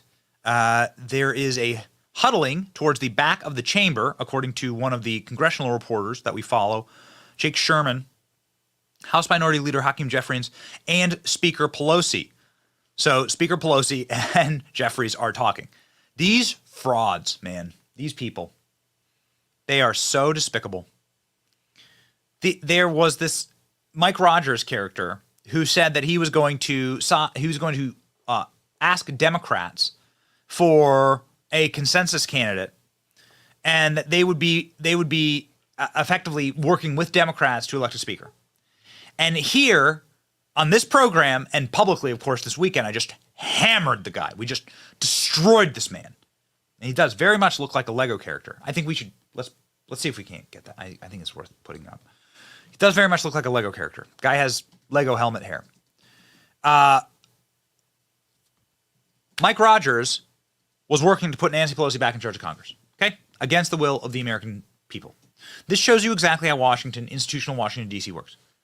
Against the will of the American people, Mike Rogers was trying to we ripped Pelosi out of that chair. They did everything that they possibly could to rig and to cheat in these elections and to keep power in Washington, D.C. We ripped the gavel out of Nancy Pelosi's wicked little translucent skin, Skeletor hands, cackling and screaming like the witch with the house dropped on her. And then here's Mike Rogers wishing to give that gavel back to her. Antithetical to the will of the people who elected him. And now we have reports that Jim Jordan and Nancy Pelosi are hatching some little plan in the back of Congress. Who's in charge, ladies and gentlemen? Who's in charge? Well, Nancy Pelosi, if Democrats were to regain power, Nancy Pelosi would be the people in charge. Nancy Pelosi is still, she's 75 years old, 73 years old.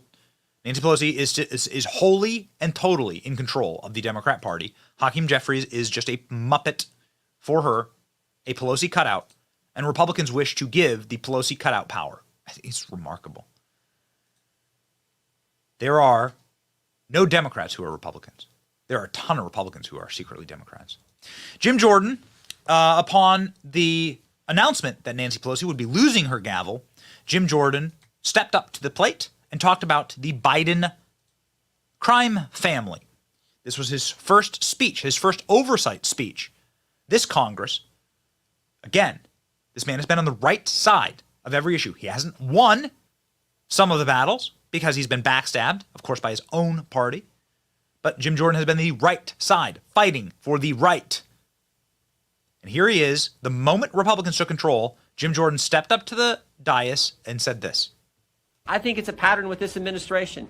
They haven't been square with us, straight with the American people about anything.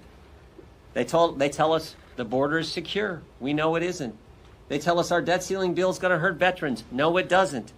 Joe Biden said during the campaign that the letter from 51 former intel officials, when he used it in the debate, he portrayed it as if it was organic. And we now know through another investigation that we're all working on that, in fact, it was coordinated. That letter from 51 former intel officials was coordinated with the Biden campaign. So much so, the Biden campaign told Mike Morrell, here's the journalist we want you to have the story to, the letter to first. Why not just be straight with us? Why not come clean? Why not tell us the truth? Tell the American people the truth. They deserve that from their government. Again, the fundamental question is, what did they do to warrant the receipt of millions and millions of dollars? Why did Joe Biden's brother? Why did Joe Biden's sister-in-law? Why did Joe Biden's son? Why did so many family members get the money? What did they do to warrant receipt of that money? That's the fundamental question. I want that energy.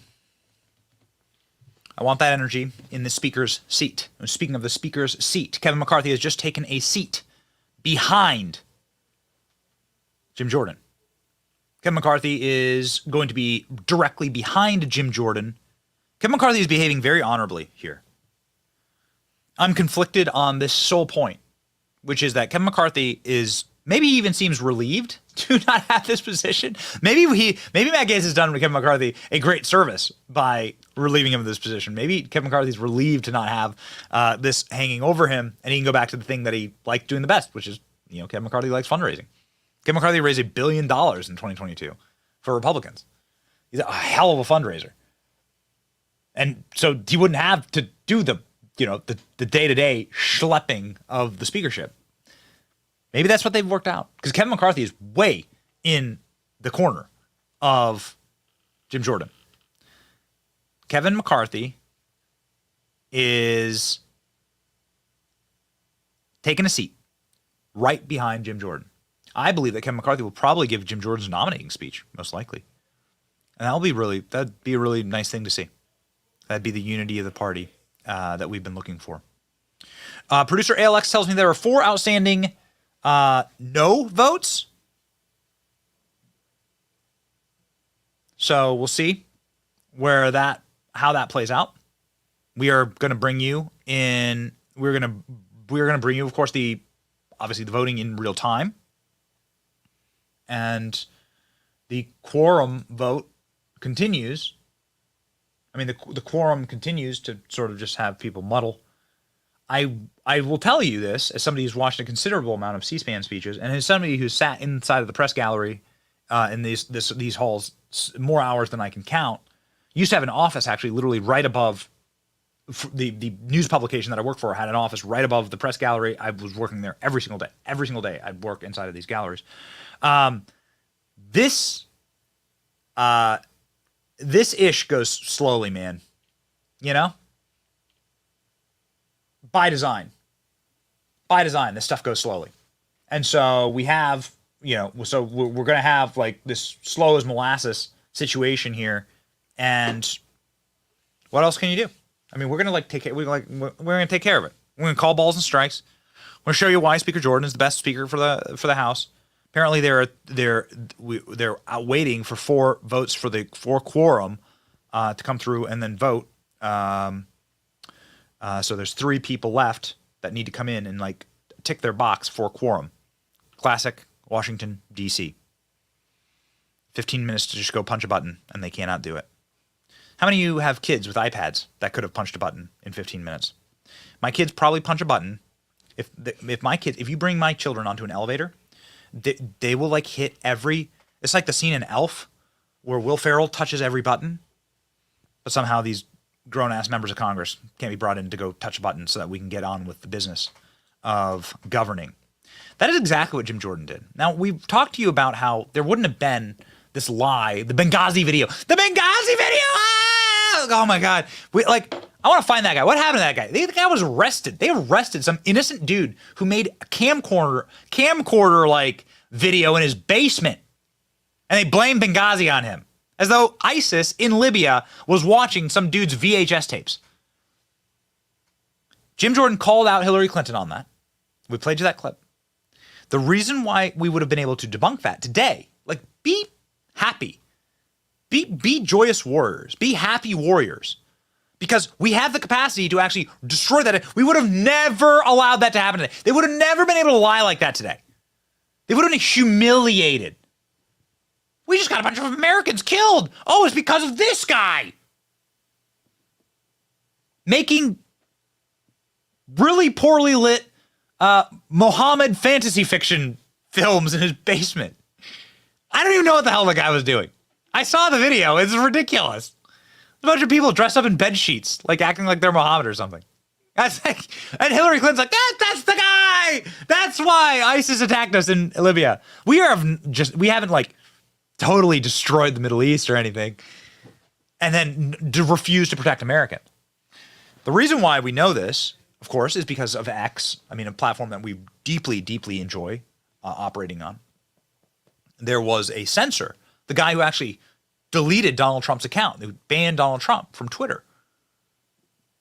This guy's name is Yoel Roth. He's the wormiest little rat. I mean, he's rat-like in his features. He's slithery. He's a despicable individual. And he was squirmed like a worm when Jim Jordan brought him in for questioning about banning conservatives on Twitter, which was a hellscape, something that happened to our company. ALX famously. Producer ALX was famously banned on Twitter. Why? Oh, because he was too good at it. No reason. No reason. Believe me, I've seen this. I saw this all up close. I thought I had friends at Twitter. Nope. The powers that be, the communist, the Marxist powers that be, decided to ban my boy, our executive producer, ALX, because he was effective. They tried to kill his career. Now, luckily, the Benny Brigade, this audience, we got our boys. We're a family around here. We are family. Okay? We take care of each other. ALX is back now. 600,000. ALX, you got 600,000? Got 600,000 yet on X? There you go. ALX is back, baby. 600,000 people can't be wrong. 602,000 to be exact. ALX is back, baby. But without Elon Musk, we wouldn't know. The man who tortured some of the best conservatives out there and who deleted the president of the United States was brought in by Jim Jordan for questioning, and it went It went hard. Jim Jordan went hard. Ratchet stuff here. Watch. You got the government saying your terms of service, which don't have to comply with the First Amendment, but the government saying we don't think these accounts comply with your terms of service. Please take them down. You see a problem there, Mr. Roth? Mr. Chairman, I'm seeing a flashing red light. I'm happy to answer the question. Do I think that that's a valuable use of the FBI's time? No, but I don't see in a request for review a problem under the First Amendment, no. I sure do. I thank the gentleman. I get back. It is, now we are at speak. Let's go. Okay, speeches. Let's go. Elise Stefanik giving a nominating speech. Let's go.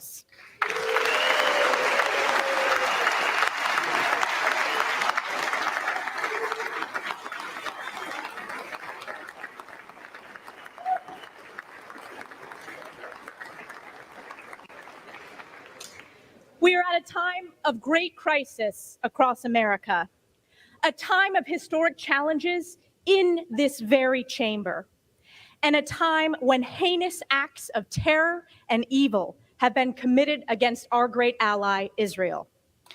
As this body convenes for the sacred responsibility to elect the next Speaker of the People's House, I am reminded of the Book of Esther. For such a time is this. Jim Jordan will be America's Speaker for such a time as this. A time when hardworking American families are struggling under the vice of inflation, not able to afford groceries, heat, or gas because of the trillions and trillions of dollars of reckless spending by failed far-left government. A time when millions are being illegally trafficked and smuggled across our southern and northern borders due to the catastrophic and inhumane wide-open borders of Joe Biden. A time when violent crime is skyrocketing across America, destroying our great cities, suburbs, and small towns, where people no longer feel safe in their homes or in their communities. A time when American energy production has been crushed by Joe Biden's radical, failed, far-left policies, causing seniors, farmers, and families to pay more at the pump and struggle with skyrocketing utility bills. A time when the federal government is weaponized against we the people, who they are supposed to serve, stripping us of our God-given constitutional rights and wrongfully targeting conservatives, Catholics, and even parents at school board meetings. And a time when the people of our closest and most precious ally, Israel, suffered the bloodiest day since the Holocaust, with acts of inhumane evil committed by Hamas terrorists backed by Iran, grotesque atrocities, the beheadings of babies, rapes, kidnappings, and slaughter of women, children, and the elderly, and Israelis and Americans taken hostage. We are here in this very chamber for such a time as this. Jim Jordan will be we the people's Speaker for such a time as this. Our friend and colleague Jim Jordan is a patriot. He is an America First warrior who wins the toughest of fights, going after corruption and delivering accountability at the highest levels of government on behalf of we the people. Jim is the voice of the American people who have felt voiceless for far too long. Whether as Judiciary Chair, conservative leader, or representative for his constituents in West Central Ohio, whether on the wrestling mat or in the committee room, Jim Jordan is strategic, scrappy, tough, and principled. He is a mentor, a worker, and above all, he is a fighter. And the American people know, we know, that Jim Jordan is a winner on behalf of the American people. Almost 10 years ago, many of us sat with our colleague Jim Jordan in this very chamber when Prime Minister Netanyahu delivered his historic joint address, which some of our colleagues across the aisle shamefully boycotted. Bibi pointed out that in this very chamber, we serve under the watchful gaze of Moses. He said, quote, "Overlooking all of us in this chamber is the image of Moses. And before the people of Israel entered the land of Israel, Moses gave us a message that has steeled our resolve for thousands of years. Be strong and resolute, neither fear nor dread them." He went on to say, "My friends, may Israel and America always stand together, strong and resolute. May we neither fear nor dread the challenges ahead. May we face the future with confidence, strength, and hope." End quote. On behalf of the American people, let's face the future with confidence, strength, and hope. Let's elect Jim Jordan, our Speaker of the People's House, for such a time as this. And I yield back.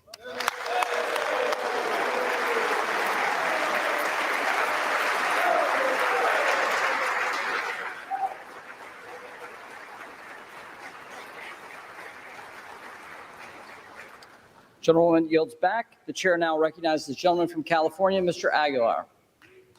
Mr. Speaker Pro Tem, with great respect for this institution, as chairman of the Democratic Caucus, I am directed by the vote of that caucus to present for election to the office of the Speaker of the House of Representatives the name of the Honorable Hakeem Jeffries, the pride of Crown Heights, a representative from the state of New York.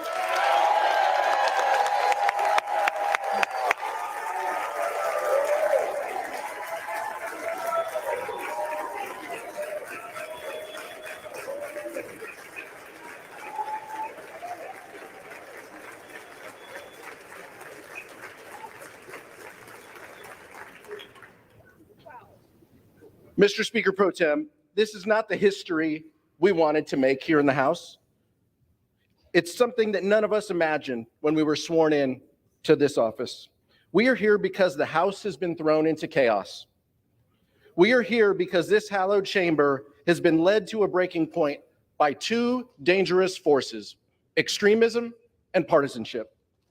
The American people place their faith in us to tackle their most pressing issues: lowering costs, growing the middle class, and standing up to those set on delivering a national abortion ban. The choice before us is simple: come together on a bipartisan path forward, or take us over the cliff. Abandon the extremism that is preventing us from getting things done, or triple down on division and dysfunction. A vote today to make the architect of a nationwide abortion ban a vocal election denier and an insurrection insider to the Speaker of this House would be a terrible message to the country and our allies.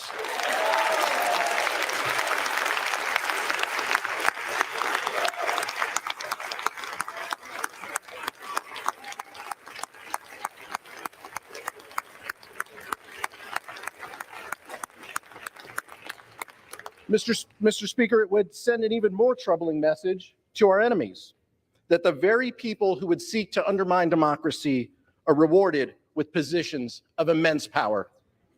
We're talking about someone who has spent his entire career trying to hold our country back, putting our national security in danger, attempting government shutdown after government shutdown, wasting taxpayer dollars on baseless investigations with dead ends, authoring the very bill that would ban abortion nationwide without exceptions, and inciting violence on this chamber. Even leaders of his own party have called him a legislative terrorist. He once said, quote, "I didn't come to Congress to make more laws." His words speak for themselves. When New Yorkers recovering from Hurricane Sandy needed Congress to act, he said no. When wildfires ravaged the West, destroying homes and businesses, and those residents needed disaster assistance, he said no. When the Mississippi River floods devastated the South and communities across state lines needed Congress to act, he said no.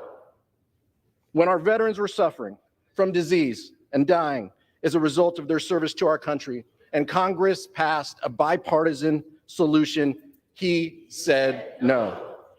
When our ally in Ukraine looked to Congress for additional support to help defeat Putin, he said no. And just before Hamas's brutal terrorist attack on Israel, he said no to fully funding military aid for our ally. This body is debating elevating a speaker nominee who has not passed a single bill in 16 years. These are not the actions of someone interested in governing or bettering the lives of everyday Americans. This is nothing less than the rejection of the oath that we swore to uphold as duly elected members of this body. But on this side of the aisle and throughout this chamber, I'm convinced our oath still matters. To fulfill our obligations to the American people, we have no choice today but to vote for a leader of both character and conviction. When the Congress first began, we proudly stood next to him as our leader and made a promise to every American. House Democrats would work to find common ground on the issues that matter most to the American people whenever possible. That we would stand up to extremism whenever necessary. Only Hakeem Jeffries can be trusted to keep his word. Only Hakeem Jeffries can lead us out of the chaos and towards a path of governance. It brings me immense pride to nominate our friend, the Democratic leader, Hakeem Jeffries, as Speaker.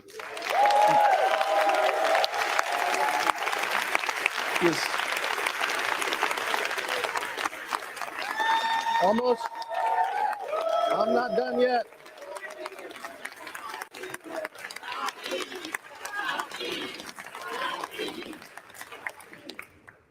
He may just be the candidate with the most votes, but he is also the candidate with the most credibility. If the goal is to continue a 30-year march to hollow out our democratic institutions, weaken our democracy, and embolden extremists, there's a candidate for you. If the goal is to continue taking marching orders from a twice impeached former president with more than 90 pending felony charges, then there is a candidate for you. The world is watching, Mr. Speaker Pro Tem. Our allies in Ukraine and Israel are watching and waiting. So let's have this vote, but let's be clear. A vote for the gentleman from Ohio is a vote to turn your back on national security. It's a vote to turn your back on a bipartisan path to fund the government and avoid shutdowns, something we can only do if we reject his nomination. House Democrats are in the minority. We realize that. If House Republicans wanted to elect a speaker without us, then they could have.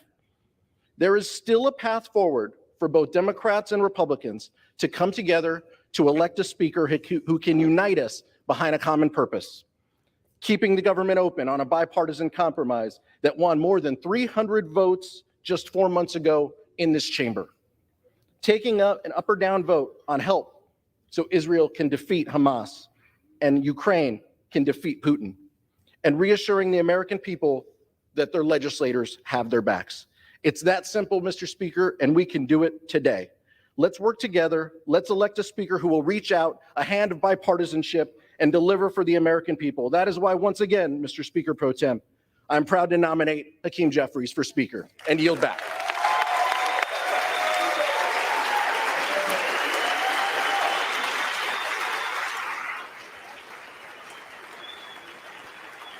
So, yeah, that's just a reminder that the lesbian dance theory, liberal arts, college activists have taken over Congress. What happens when the theater kids take over Congress? Hakeem Jeffries. He voted now. The names of the Honorable Jim Jordan, a representative from the state of Ohio, and the Honorable Hakeem Jeffries, a representative from the state of New York, have been placed in nomination. Are there further nominations? Everyone shut up. There being no further nominations, the chair appoints the following tellers. The gentleman from Wisconsin, Mr. Stile. The gentleman from New York, Mr. Morelli. The gentleman from Georgia, Mr. Loudermilk. The gentlewoman from Alabama, Ms. Sewell. The tellers will come forward and take their seats at the desk in front of the speaker's rostrum. So these are people who witness the votes, right? And witness the vote counting, who are designates from each party. They sit up there and they, make sure that the votes are square. Of course, we could never do our federal elections like this. They would never allow our federal elections to have such transparency. But that's a different story. Hey, Benny for Speaker. Maybe someday. Maybe someday.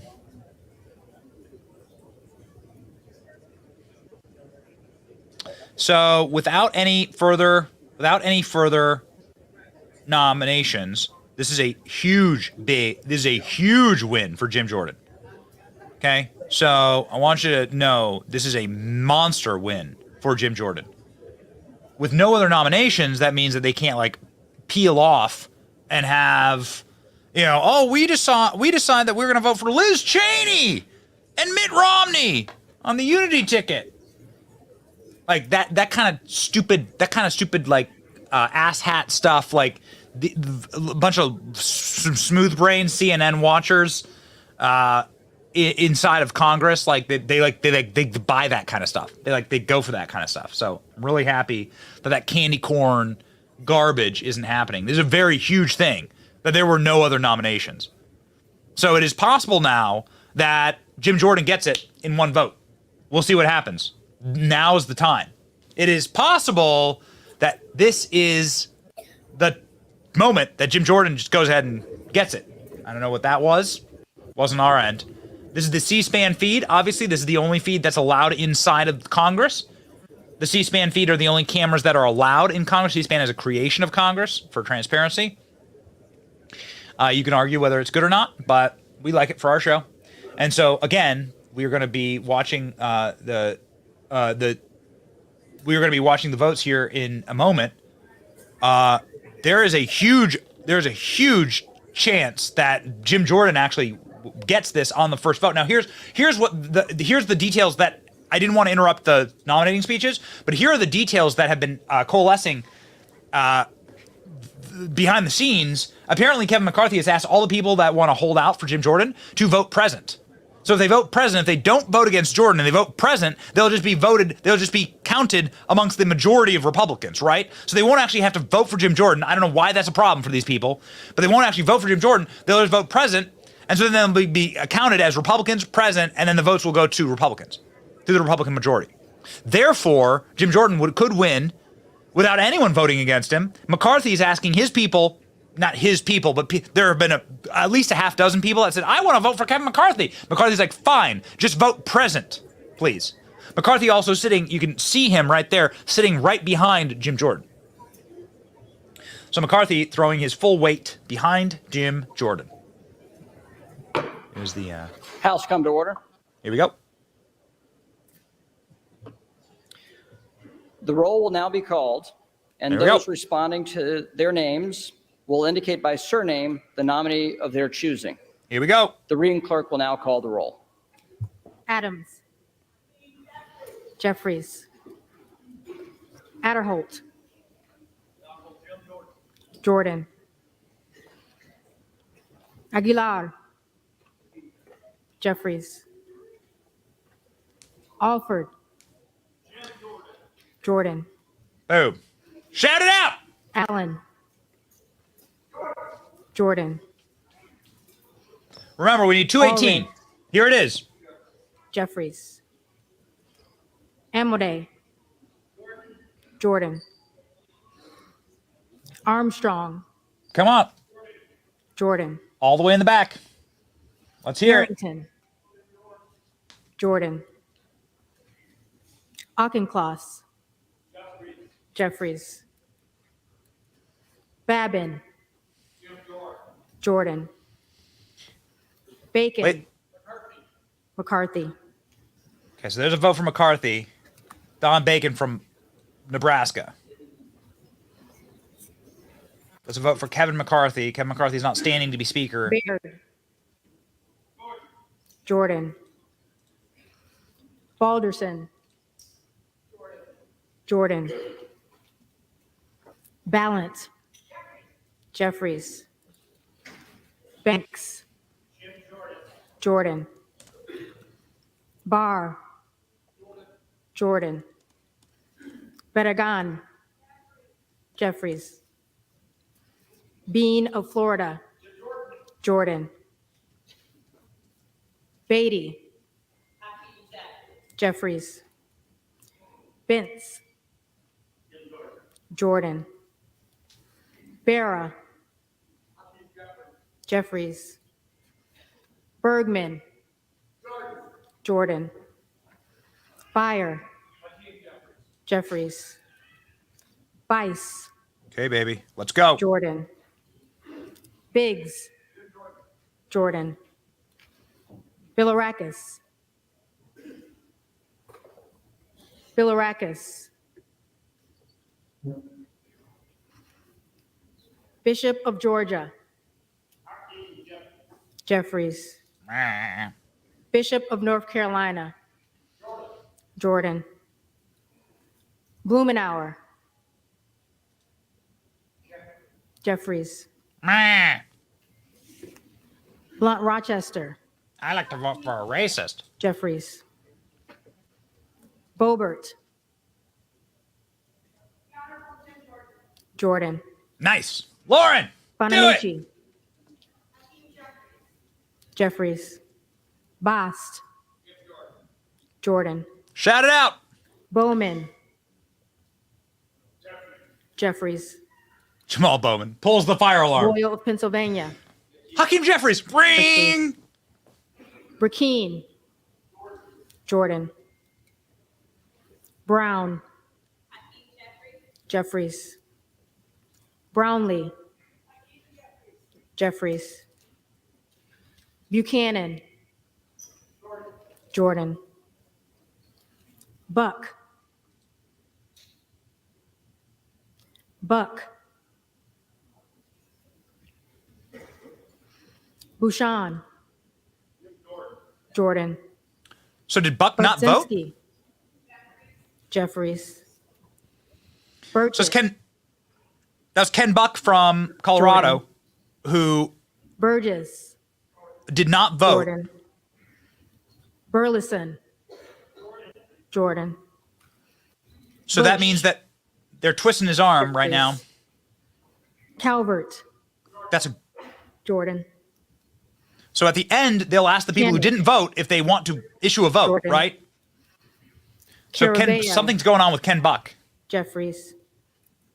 who was one of the Carball. holdouts, Jeffries. because Ken Buck wants a CNN job. Cardenas. Carey. Jordan. Carl. Jordan. Carson. Jeffries. Carter of Georgia. Jordan. Carter of Louisiana. Jeffries. Carter of Texas. Jordan. Cartwright. Jeffries.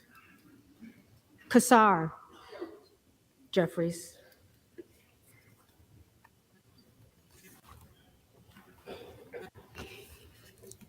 Case. Jeffries.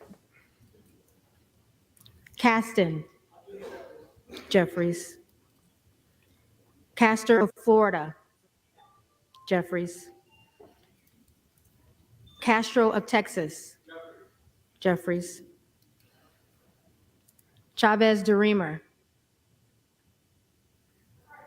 McCarthy.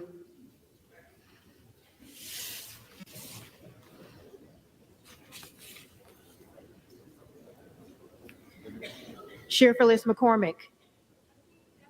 Jeffries. Chu. Jeffries. Siscomani. Jordan. Clark of Massachusetts. Jeffries. Clark of New York. Jeffries. Cleaver. Jeffries. Klein. Jordan. Cloud. Jordan. Clyburn. Jeffries. Clyde. Jordan. Cohen. Jeffries. Cole. Jordan. Collins. Jordan. Comer. Jordan. Connolly. Jeffries.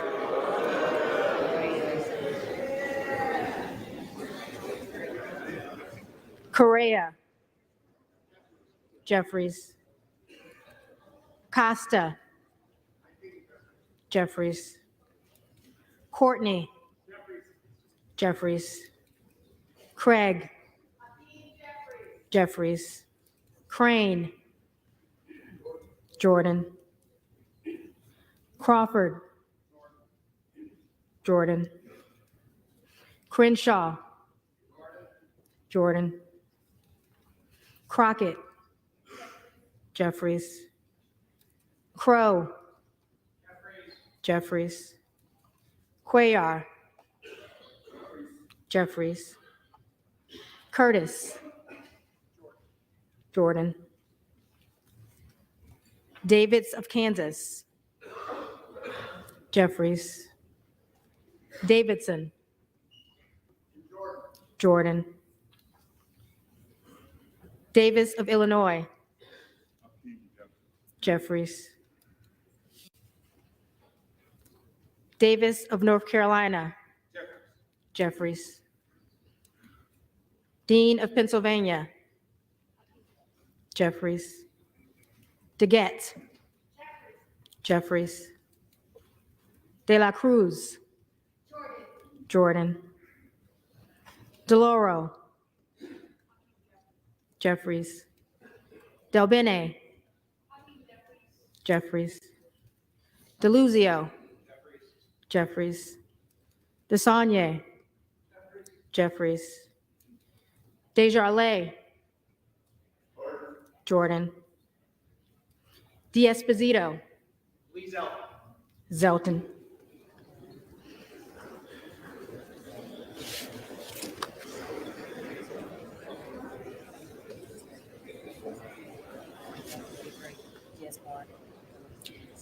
Diaz-Balart, Scalise.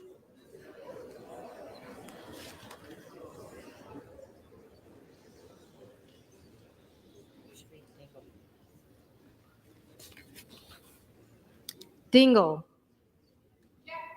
Jeffries. Doggett, Jeffries. Donalds, Jordan. Duarte, Jordan. Duncan, Jordan.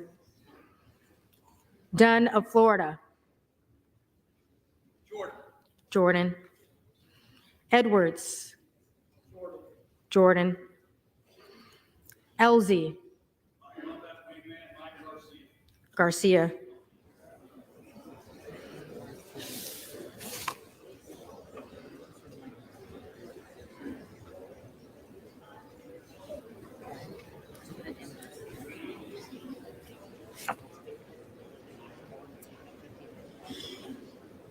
Emmer,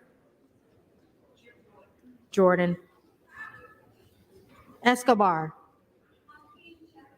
Jeffries. Eshu, Jeffries. Espaillat, Jeffries. Estes, Jordan. Evans, Jeffries. Ezel, Jordan. Fallon, Jordan. Feenstra, Jordan. Ferguson, Jordan. Finstad, Jordan. Fishbach, Jordan. Fitzgerald, Jordan. Fitzpatrick, Jordan. Fleischman, Jordan.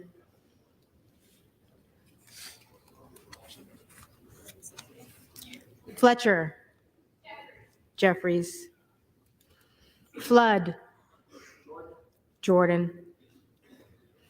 Foster, Jeffries. Fushi, Jeffries. Fox, Jordan. Lois Frankel, Jeffries. Scott Franklin. Jordan. Frost. Jeffries. Fry. Jordan. Fulcher. Jordan. Gates. Jordan. Gallagher. Jordan. Gallego. Jeffries.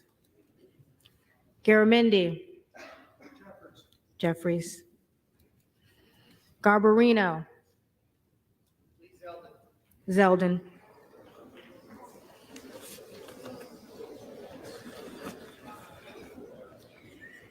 Mike Garcia. Jordan.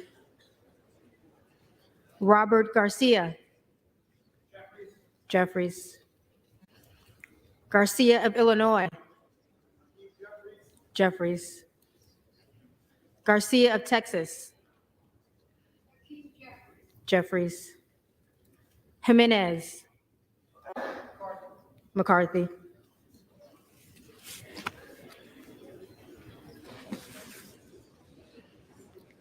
Golden of Maine. Jeffries. Goldman of New York. Jeffries. Gomez. Jeffries.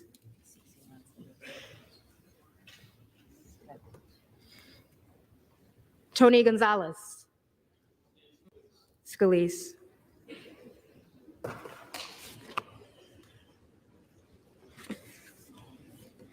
Vicente Gonzalez. Jeffries. Good of Virginia. Jordan. Gooden of Texas. Jordan. Gosar. Jordan. Gottheimer. Jeffries. Granger. Granger. Scalise.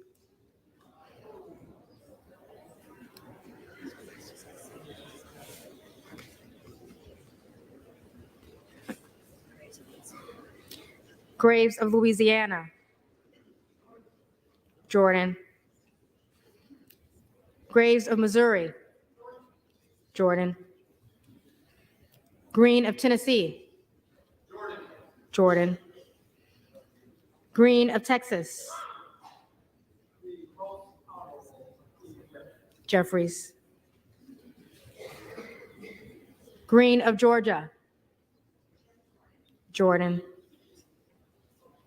Griffith. Jordan. Grijalva. Jeffries. Grothman.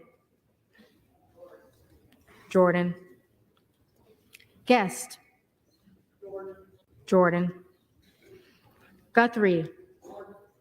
Jordan. Hageman. Jordan. Harder of California.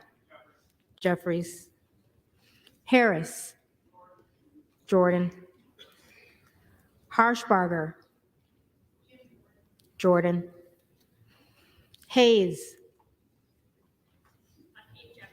Jeffries. Hearn. Jordan.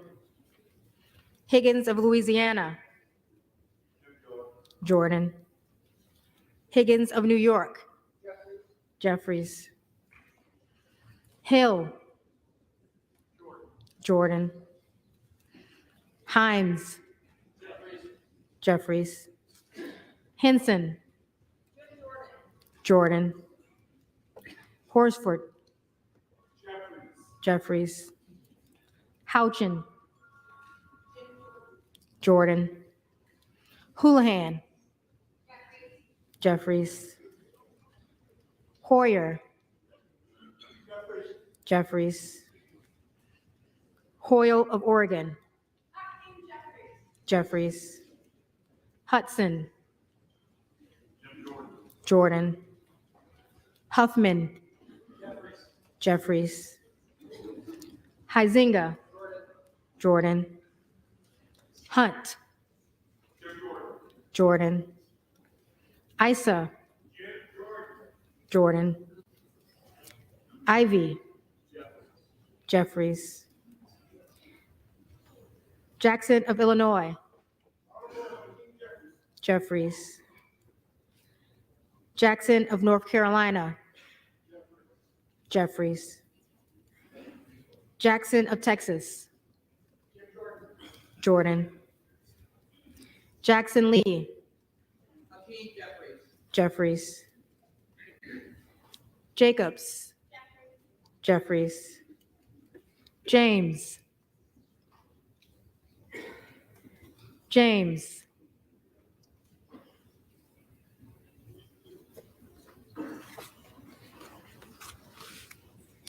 Jayapal.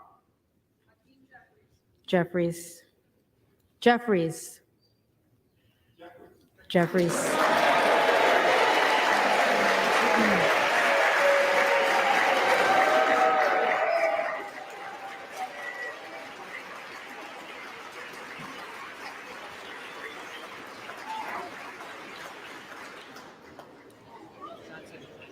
Johnson of Georgia. Jeffries. Johnson of Louisiana. Jordan.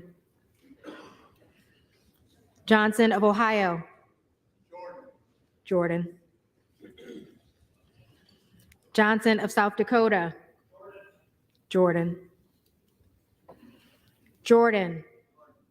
Jordan.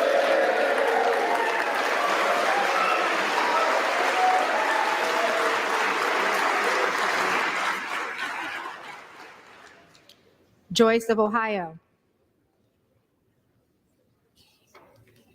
Joyce of Ohio. Joyce of Pennsylvania. Jordan. Cam Lagerdove. Jeffries. Captor.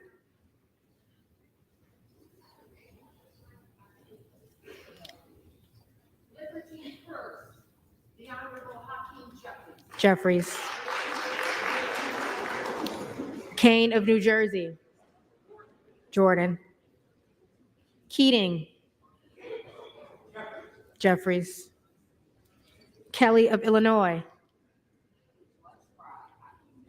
Jeffries. Kelly of Mississippi. Jordan. Kelly of Pennsylvania. Scalise.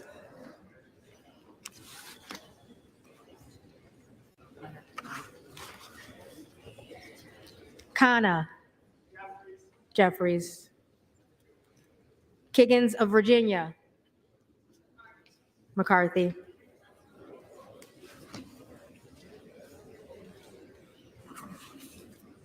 Kildee. Jeffries.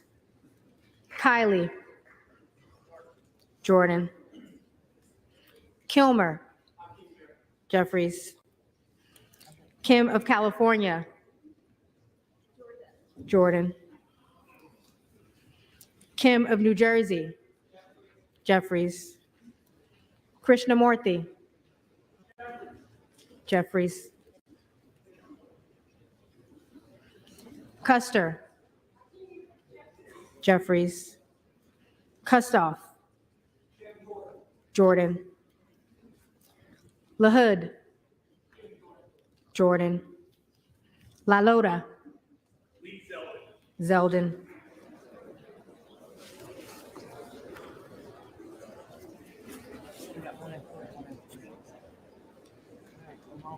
Okay. LaMalfa. LaMalfa. Lamborn. Jordan. Landsman. Jeffries. Langworthy. Jordan. Larson of Washington. Jeffries. Larson of Connecticut. Jeffries. Latta. Jordan. LaTurner. Jordan. Lawler. Speaker Kevin McCarthy.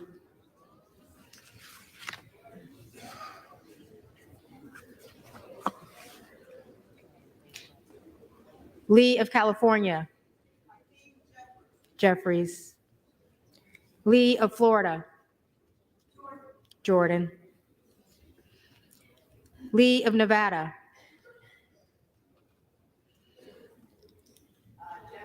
Jeffries.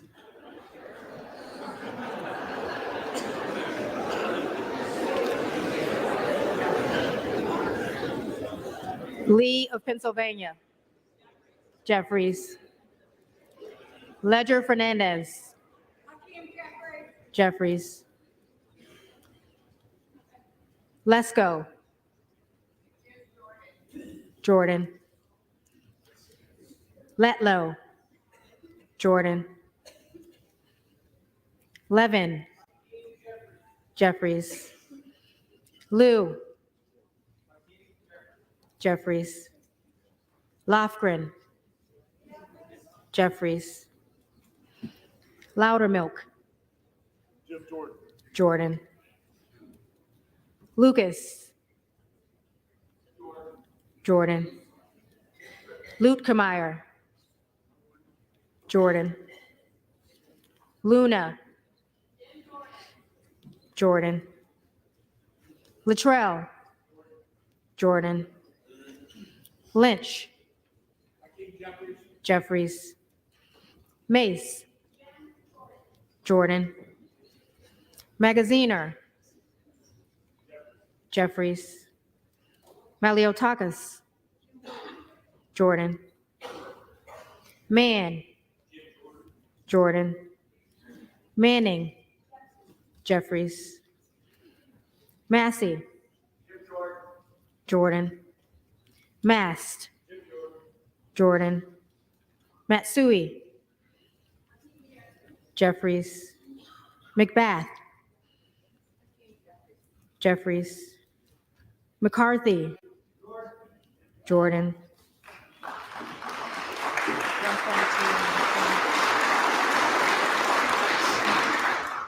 McCall. Jordan. McLean. Jordan. McClellan. Jeffries. McClintock. Jordan. McCullum. Jeffries.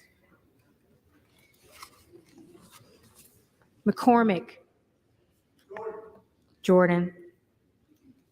McGarvey. Jeffries. McGovern. Jeffries. McHenry. Jordan. Meeks. Jeffries. Menendez. Jeffries. Mang. Jeffries. Muser. Jordan. Mfume. Jeffries. Miller of Illinois. Jordan. Miller of Ohio. Jordan. Miller of West Virginia. Jordan. Miller Meeks. Jordan. Mills. Jordan. Molinaro. Jordan. Molinar. Jordan. Mooney. Jordan. Moore of Alabama. Jordan. Moore of Utah. Jordan. Moore of Wisconsin. Jeffries. Moran. Jordan. Morelli. Jeffries. Moskowitz. Jeffries. Moulton. Jeffries. Moran. Jeffries. Mullen. Jeffries. Murphy. Jordan. Nadler. Jeffries. Napolitano. Jeffries. Neal. Jeffries. Neguse. Jeffries. Nails. Jordan. Newhouse. Jordan. Nickel. Jeffries. Norcross. Jeffries. Norman. Jordan. None of Iowa. Jordan.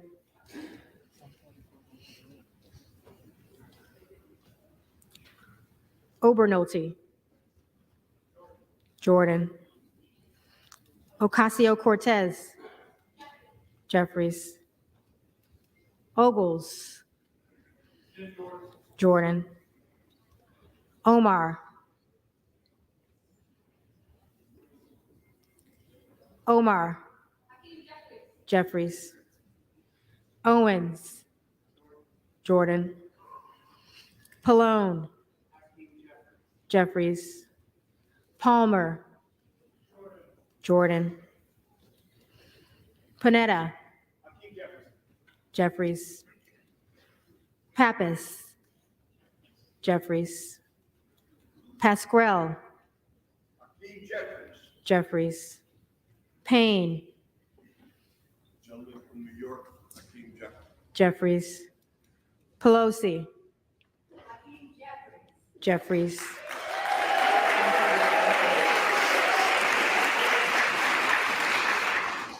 Peltola. Jeffries.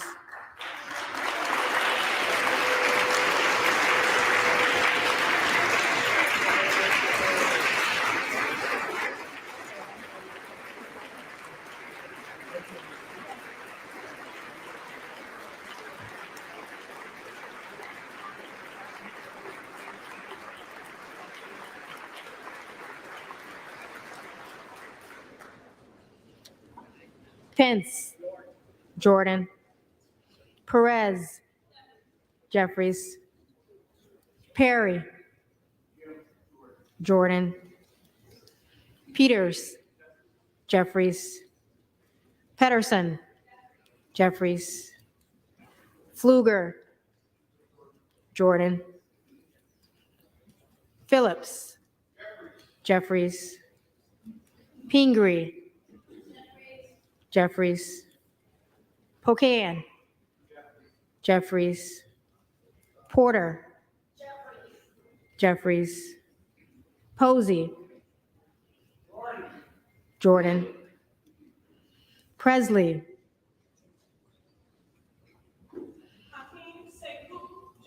Jeffries. Quigley.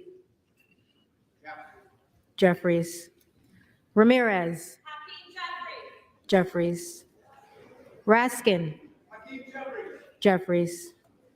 Reschenthaler. Jordan. Rogers of Washington. Jordan.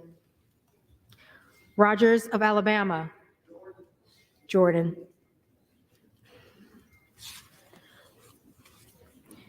Rogers of Kentucky. Jordan. Rose. Jordan. Rosendale. Jordan. Ross. Jeffries. Rouser. Jordan. Roy. Jordan. Ruiz. Jeffries. Ruppersberger.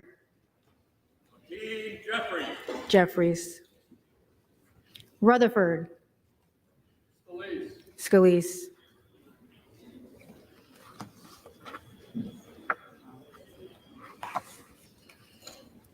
Ryan. Jeffries. Salazar. Jordan. Salinas. Jeffries. Sanchez. Jeffries. Santos. Jordan. Sarbanes. Jeffries. Scalise. Jordan.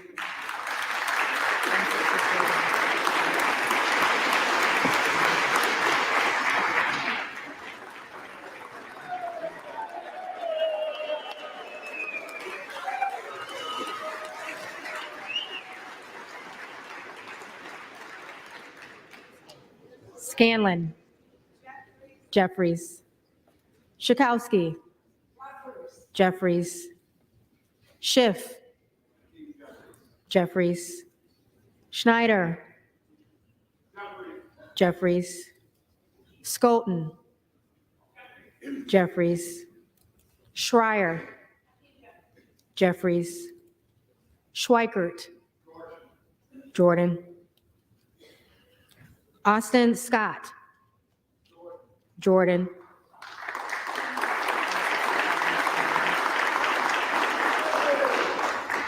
David Scott. Jeffries. Scott of Virginia. Jeffries. Self. Jordan. Sessions. Jordan. Sewell. Jeffries. Sherman.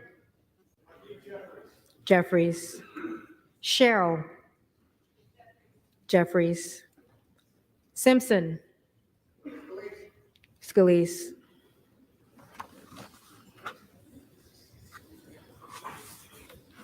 Slotkin. Jeffries. Smith of Missouri. Jordan. Smith of Nebraska. Jordan. Smith of New Jersey. Jordan. Smith of Washington. Jeffries. Smucker. Jordan. Sorensen. Jeffries. Soto. Jeffries. Spanberger. Jeffries. Sparks. Sparks. Stansbury. Jeffries.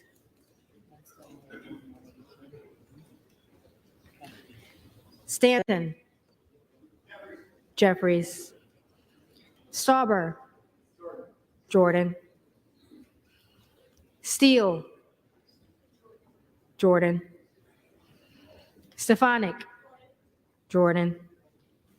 Style. Jordan. Stubbe. Jordan. Stevens. Jeffries.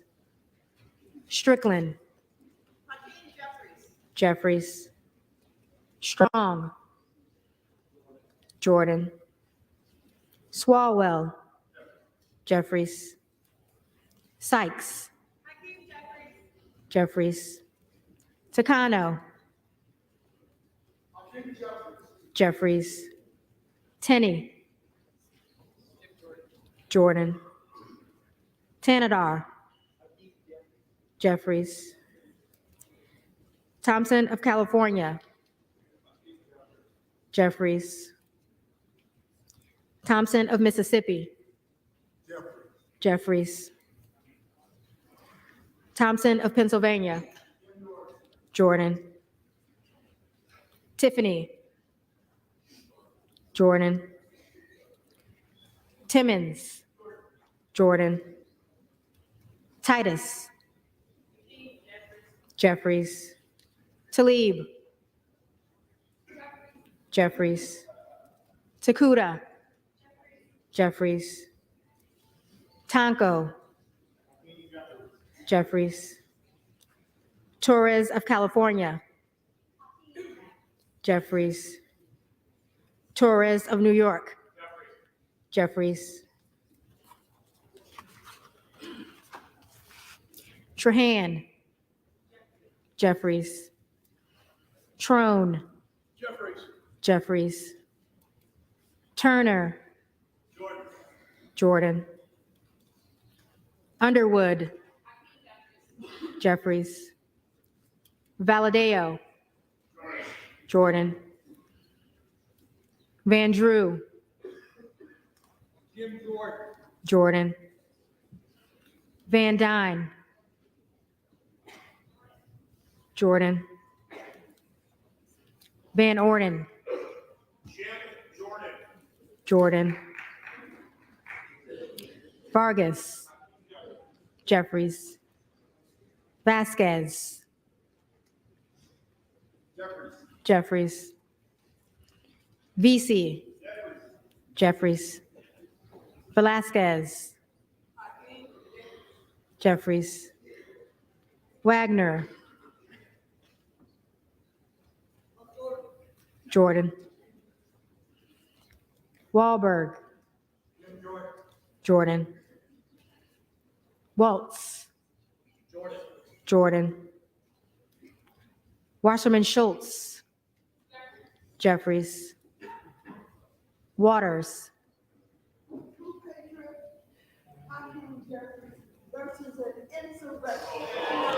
Jeffries.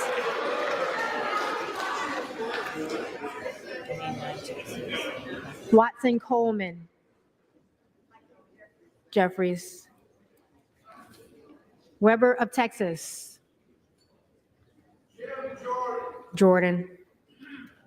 Webster of Florida. Jordan. Winstrup. Jordan. Westerman. Jordan. Wexton. Jeffries. Wild. Jeffries. Williams of Georgia. Jeffries.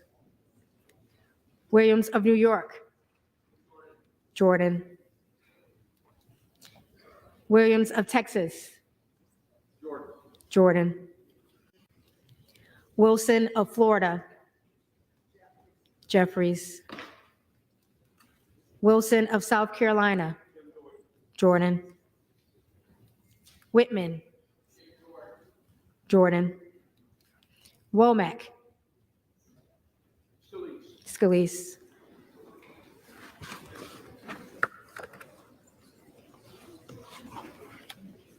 Yakum. Jordan. Zinke. Jordan.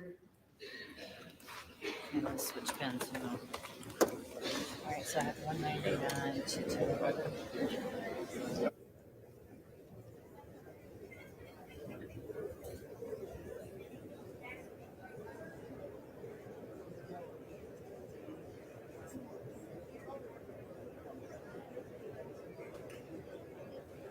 Ladies and gentlemen, we have popped off there for the tally of the votes.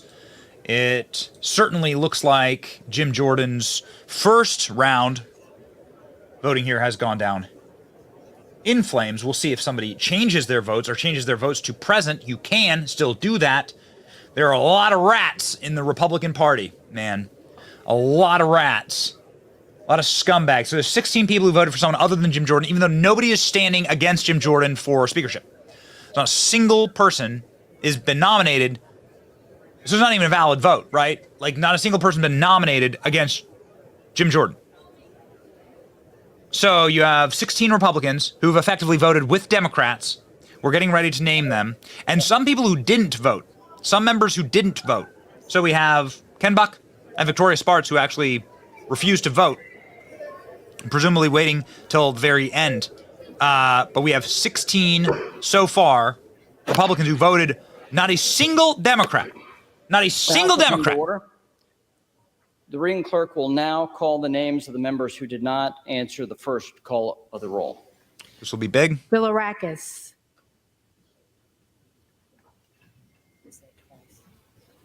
Bilirakis.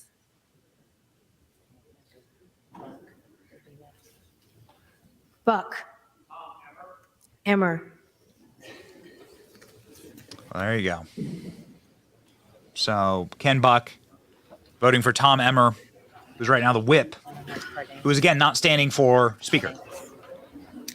Cardenas. Jeffries.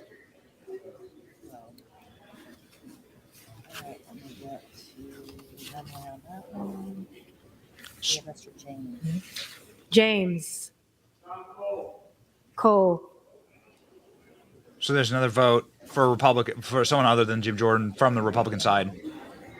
Mr. Joyce of Ohio. Joyce of Ohio. Jordan.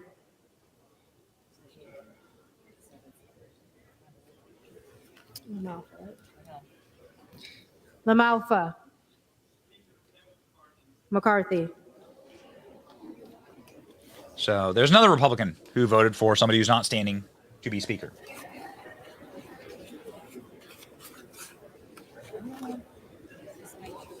So here we go. Let's listen to Sparts. Sparts. Massey.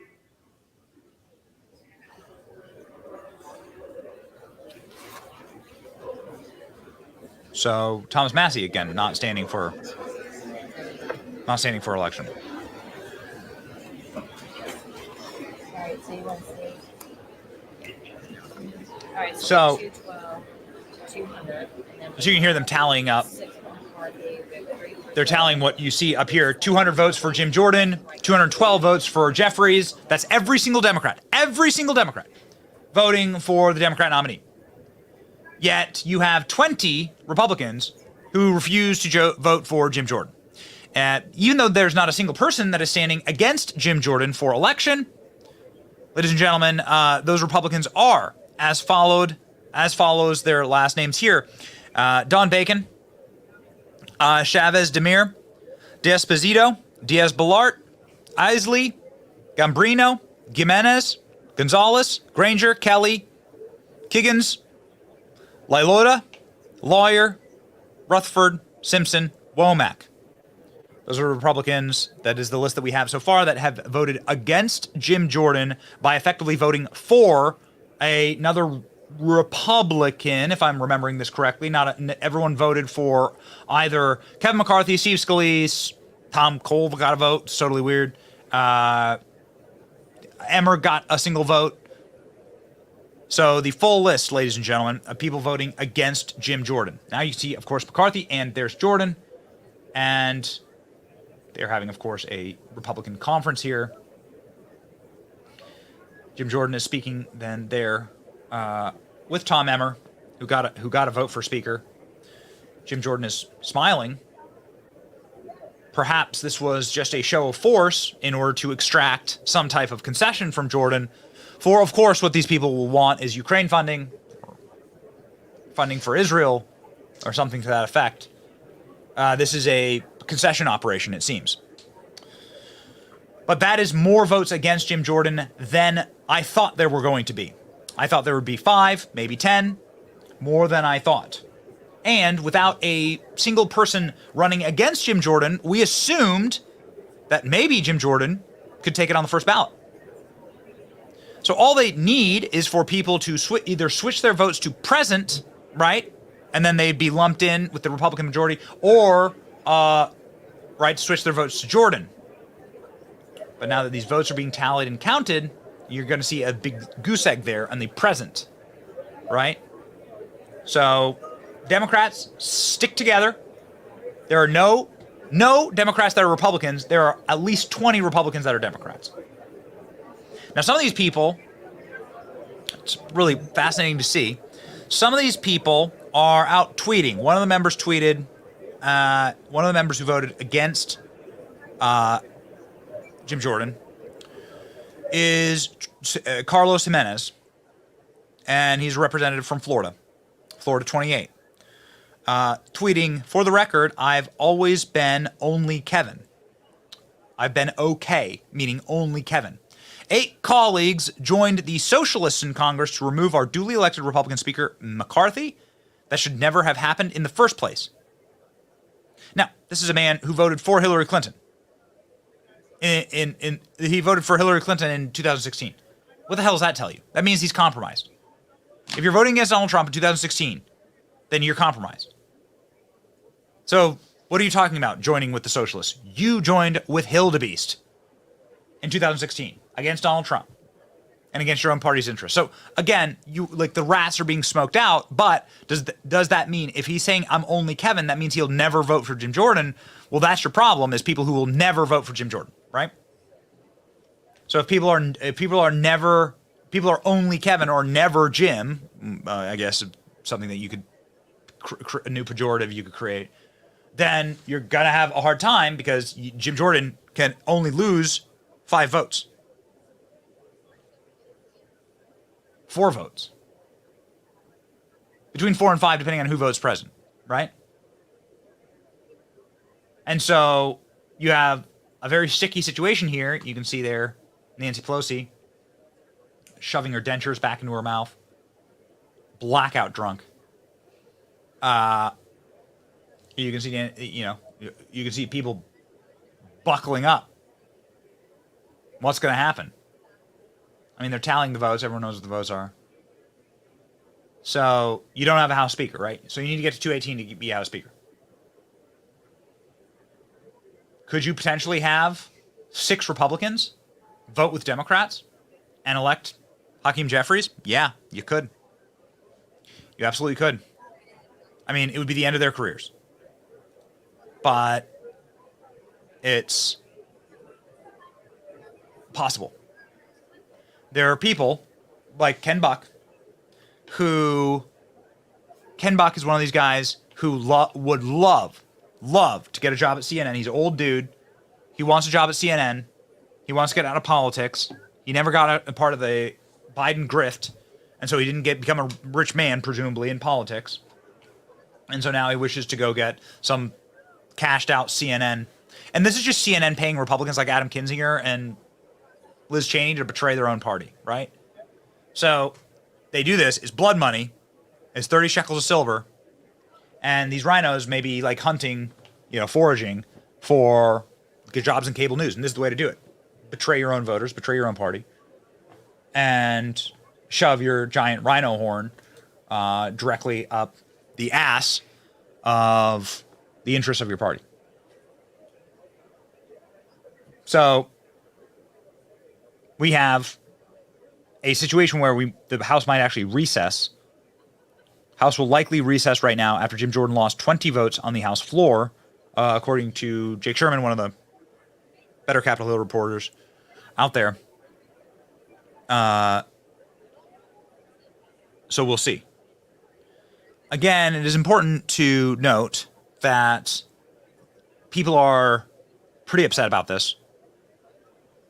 I'm pretty upset about this. Jim Jordan is, what Republicans are doing, 20 Republicans are doing by voting against Jim Jordan are preventing subpoenas from hitting Dr. Fauci, Hunter Biden, Joe Biden, preventing all of the oversight work in Congress, and leading to further upheaval. Now, are people upset with Matt Gaetz? Yeah, I think that some people are very upset with Matt Gaetz. We'll take a step back and look at what happens for the rest of the day. I think people could, I think there's a lot of people that have a lot of people that have a lot of right to be really upset about this entire situation. And I can see it from both sides, quite frankly. This is, however, a cataclysmic result of not winning enough seats in Congress. If Republicans had a 20-seat majority, this would never happen, right? Because you have enough people, especially young people, that would come through and play the game. But Republicans have a slim majority, and so you have to govern via that slim majority. And so then we get a situation like this. People on one side going to be really, really pissed. People on the other side are going to be really pissed. I'm really pissed that Jim Jordan didn't do it in the first ballot. That would have been awesome.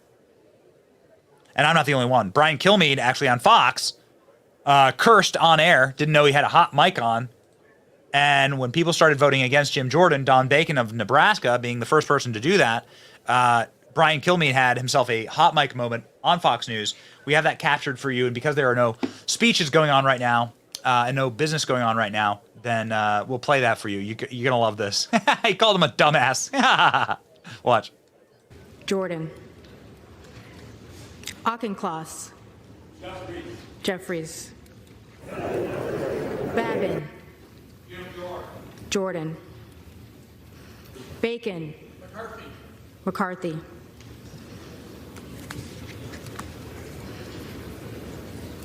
Dumbass.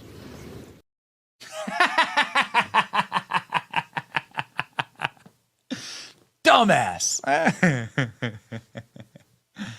All right. Well, we have news from one of our favorites, Anna Paulina Luna, who says this has all been expected and that nobody should panic. Hold the line. This is what they expected. Anna Paulina Luna says. Now, Anna Paulina Luna is awesome. She's a friend of the show. She's friends of us. She just had a child, a baby, her first. And so she was actually, they weren't sure if she was going to be needed to be, she's on maternity leave and if she was going to be needed back in D.C. She arrived in D.C. to vote for Jim Jordan. This is her first time back in D.C. Ladies and gentlemen, let's pop back in here to listen to the results. Jim Jordan of the state of Ohio has received 200 votes.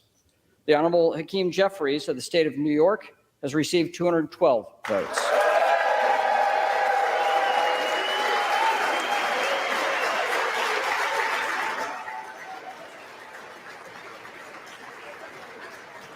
The Honorable Kevin McCarthy of the state of California has received 6 votes. Lee Zeldin of the state of New York has received 3. The Honorable Steve Scalise of the state of Louisiana has received 7. The Honorable Mike Garcia of the state of California has received 1. The Honorable Tom Emmer of the state of Minnesota has received 1. The Honorable Tom Cole of the state of Oklahoma has received 1. The Honorable Thomas Massey of the state of Kentucky has received 1. No person having received a majority of the whole number of votes cast by surname, a speaker has not been elected. Pursuant to Clause 12A of Rule 1, the chair declares the House in recess subject to the call of the chair. Okay, ladies and gentlemen, so here we go. House in recess. Now I want to get up this Anna Paulina Luna tweet, please. Let's throw this up there because I think this is pretty important. Anna Paulina Luna is a friend of the show. She's also somebody who's very close with Jim Jordan. Had been backing Jim Jordan since the beginning, right in January. She says, hold the line. They got it. They got it down. They've figured this out, and that this is expected. So what would be the expectation here? Now, I know there's a lot of people. We've been reading the comments. We've been putting the comments up on screen. Anna Paulina Luna, hold the line. This is expected. Why would this be expected? And why are people now starting to flip to Jordan? So we now are hearing reports that various members like Rep. Lamaifa has and will switch to Jordan on the next ballot. He wanted to vote for McCarthy on the first ballot as a statement of allegiance, I suppose, to McCarthy. So now he's switching. So there's another vote to Jim Jordan. But Jim Jordan's going to need 15 of those people, more than 15 of those people to switch, right? The simple math is that he's going to need the vast majority of those people to switch over and vote for him. And then some people to vote present. That's how McCarthy actually got in. McCarthy got in because Matt Gaetz never voted for McCarthy. He voted present. So what is the play here? You vote against Jim Jordan publicly. You announce yourself as one of the 20 Republicans who are voting against Jim Jordan for one reason or another. None of them voted for Trump. None of them voted, like Matt Gaetz once voted for Trump. They all voted for other Republicans in the caucus. And that is a play, effectively, to state where your political allegiances are. And that's a bartering chip, right? So All of these people have something they want. And then they go back into a room, the 20 of them, with McCarthy and with Jordan and with Tom Emmer, and they make a deal. And they barter for what they want. This is horse trading. This is actually commonplace in politics. This is something that is normal in politics. And it is something that I think is, like, while it's very frustrating, it's part of the system, and it's also something that we should appreciate because what this creates, for at least our party, is a process of selecting a speaker that gets us united, not like a bunch of smooth-brained, hive-mind, drooling simps on the Democrat side, which every single one of them, like, what happens when the theater kids take over Congress? What happens when the theater kids take over Congress? Did you see that? Did you see, like, the Hallelujah chorus there for Hakeem Jeffries? Man, I mean, it is like, look, what happens when you lobotomize an entire party and then, like, allow them to vote? Allow them to have, like, sing some little song on the House floor. Remember, these are people like link arms and like sing and cry and go down into the well of the House and scream every single time one of them is ripped off committee or every single time one of them is, been exposed for sleeping with the Chinese spy, so on and so forth. It's so hard to take these people seriously. Remember the first impeachment inquiry into Joe Biden? Where they're like out here like singing and dancing? It's like theater kids. They look like Bratz dolls. Like it's so unserious. On some level, it's nice because the American people can see the quality of individuals that the Democrats are bringing to Congress. On the other hand, this is how our system works. So, ladies and gentlemen, that's what's going to happen. We have no idea. Alex, we have any idea how long the recess is going to be? Okay. Kevin McCarthy is speaking, and we're clipping that. We're going to get you McCarthy. Sounds like McCarthy is having hopped on the cameras and is going to give an update as to what the next tactical move is going to be here. Kevin McCarthy, obviously, somebody you don't want to piss off in the Republican Party. Like, some of you might like McCarthy. I actually have totally warmed to McCarthy over the last 8 months. I like a Speaker Jordan much better than a Speaker McCarthy. But Kevin McCarthy is playing ball here and is really helping out Jim Jordan. Kevin McCarthy raised $1 billion for the Republican Party in the 2022 cycle. He'll raise a lot of money in the 2024 cycle. So keep Kevin McCarthy on your side. And don't vote against what Kevin McCarthy wants you to do because he could destroy you with all the cash that he has. That's politics. Baby, we got Kevin McCarthy up, and Kevin McCarthy is out talking to reporters right now. We have a clip loading. We'll tell you what McCarthy has to say about this. He's obviously been through it. This is now the hour 3 of our broadcast. How do we stay energized? Well, I'm sitting here ding-a-ling-a-ling with my blackout coffee. Day and night and day, it is blackout coffee that is pumping through my veins. Now, it is pumpkin spice season, and so you're going to be tempted to go spend money with a bunch of libs. Don't do that, okay? Don't do that. Shame on Rolls-Royce. Rolls-Royce drinks some of the fruitiest, sugariest, girliest drinks. But that's okay. We're going to get them hooked on the old blackout coffee. Blackout coffee supports our show, and we drink it. It is actually, like, legitimately, it's really, really good. My wife and I used to buy from other companies that hate us. We drink blackout coffee in the morning. It is really, really tasty. Please, sip caffeine. Get that sweet caffeine into your body so you have the energy to fight the communists. Go to blackoutcoffee.com right now, /Benny. Use the code Benny for 20% off your first order. Stop giving your money to woke companies that hate you, even if they dangle a little pumpkin spice in front of your face. Blackoutcoffee.com /Benny. Click the link in the description. Ladies and gentlemen, Kevin McCarthy is back at it, saying this to reporters just moments ago. Here we go. Now we have rules. We don't have to be stuck on the floor. The interesting part is why we're here. Every single Democrat voted to stop one branch of government. They created this mess with 8 Republicans. Every single Democrat did that. And so I think what we'll do is we'll go sit down. We'll talk to those that have difference of opinion and come back. Did the margin surprise you? Excuse us. Thank you. Do you feel bad for Mr. Do you feel bad right now for Mr. Jordan? You threw your support for him. Do you feel bad for him? No. Don't over read into this. This is about the same vote I had on my first vote out. Why we're in the no. Let's go back to how I got here. We wouldn't be here if every single Democrat didn't vote with 8 Republicans to shut this place down. That's it. No, Republicans voted against Jim Jordan today on the floor, including 2 votes from somebody who's not even a member anymore. Every single Democrat and 8 Republicans voted to shut down one branch of government. That is why we're here today. There's no other reason why we're here today but because of that. Now we had a vote on the floor. It didn't get to the whole point.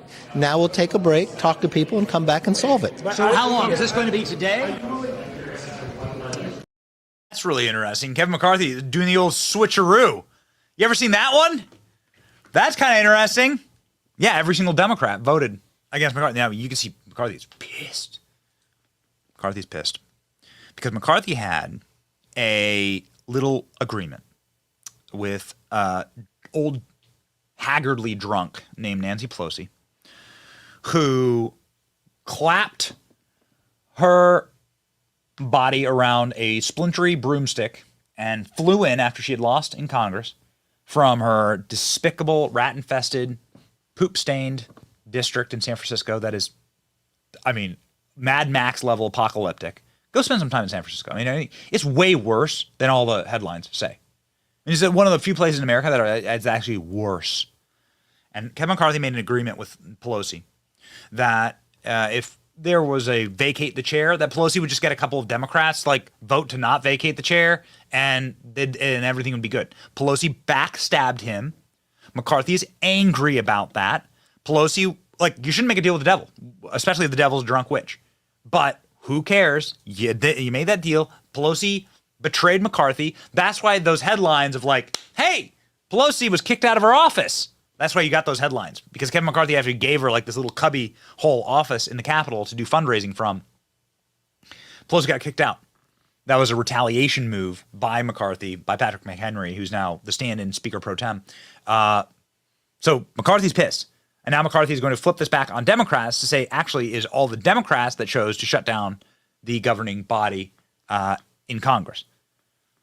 Very interesting how Democrats just, I mean, man, they are sheep, dude.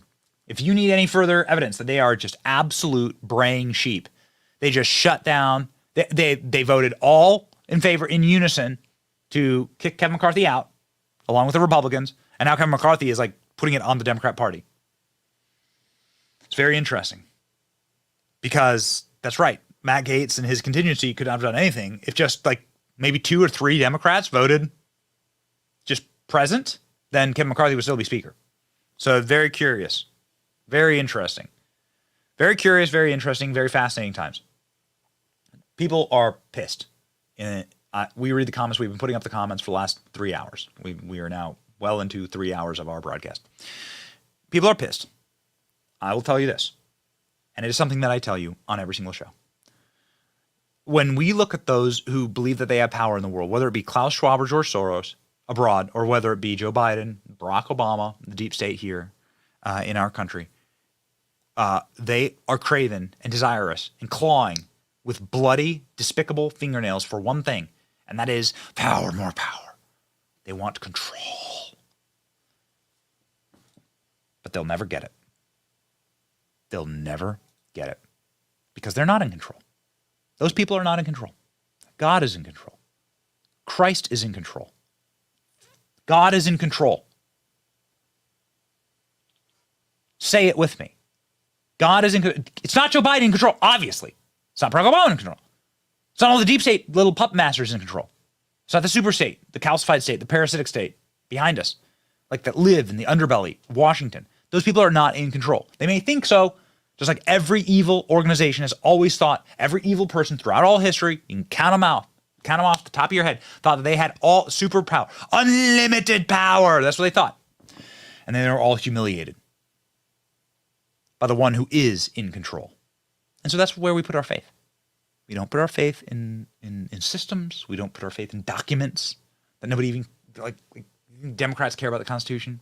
Think the Democrats care about the rule of law? Yeah. We don't put our faith in that. We don't put our faith in the police state. Big Pharma, or any of these jackals who would gladly sell you out, your town, your community, for Ukraine, or some settlement. They would gladly sell you out, wherever you're from. Michigan, Wisconsin, Florida, Iowa, Arizona. They don't care. Wyoming. They don't care. They love Ukraine a lot more than they love America. No. We don't put our faith in those people. We put our faith in God. And God ain't done with this country yet. And so in times like these, especially when the ship feels a little bit unstable, and there are a lot of evil forces out there at play, now is time to straighten up, buckle up, tighten up, to know where power actually comes from, and to know who will have the victory. When all these little battles, which are pointless, pass, who has the real victory? It's pretty obvious. Those who walk with Christ, those who march. So march forward, onward, Christian soldier. Your verse of the day is from 2 Corinthians 9:8. God is able to bless you abundantly, so that in all things, at all times, even during a speakership vote, having all that you need, you will abound in every good work. Do you feel like you are abounding in all of your good work right now? Do you feel like God has blessed you abundantly? I certainly feel like that. There are like 270,000 things I wish were like that I could change in my life, but actually, you know what? Be gone. Like, I am abounding in God's grace, God's blessing. And I know that God has my back in all of these things. So I will march on. I will march on. I will not focus on the negative. We're going to focus on the positive, and more importantly, we're going to focus on the victory. And that, ladies and gentlemen, we are assured, judgment shall be sweet and delicious. It shall be salty for some, shall be sweet and delicious. God has his promise for us, and it is set forth, and so that is what we wish to march towards. And so, onward, Christian soldier. Be upstanding, men and women. Ladies and gentlemen of the brigade, the Benny Brigade, we say thank you for watching this 3-hour presentation of Jim Jordan coming close to becoming speaker. Not quite there yet. But we'll get there, ladies and gentlemen, and we will be victorious. It's your boy Benny. See ya.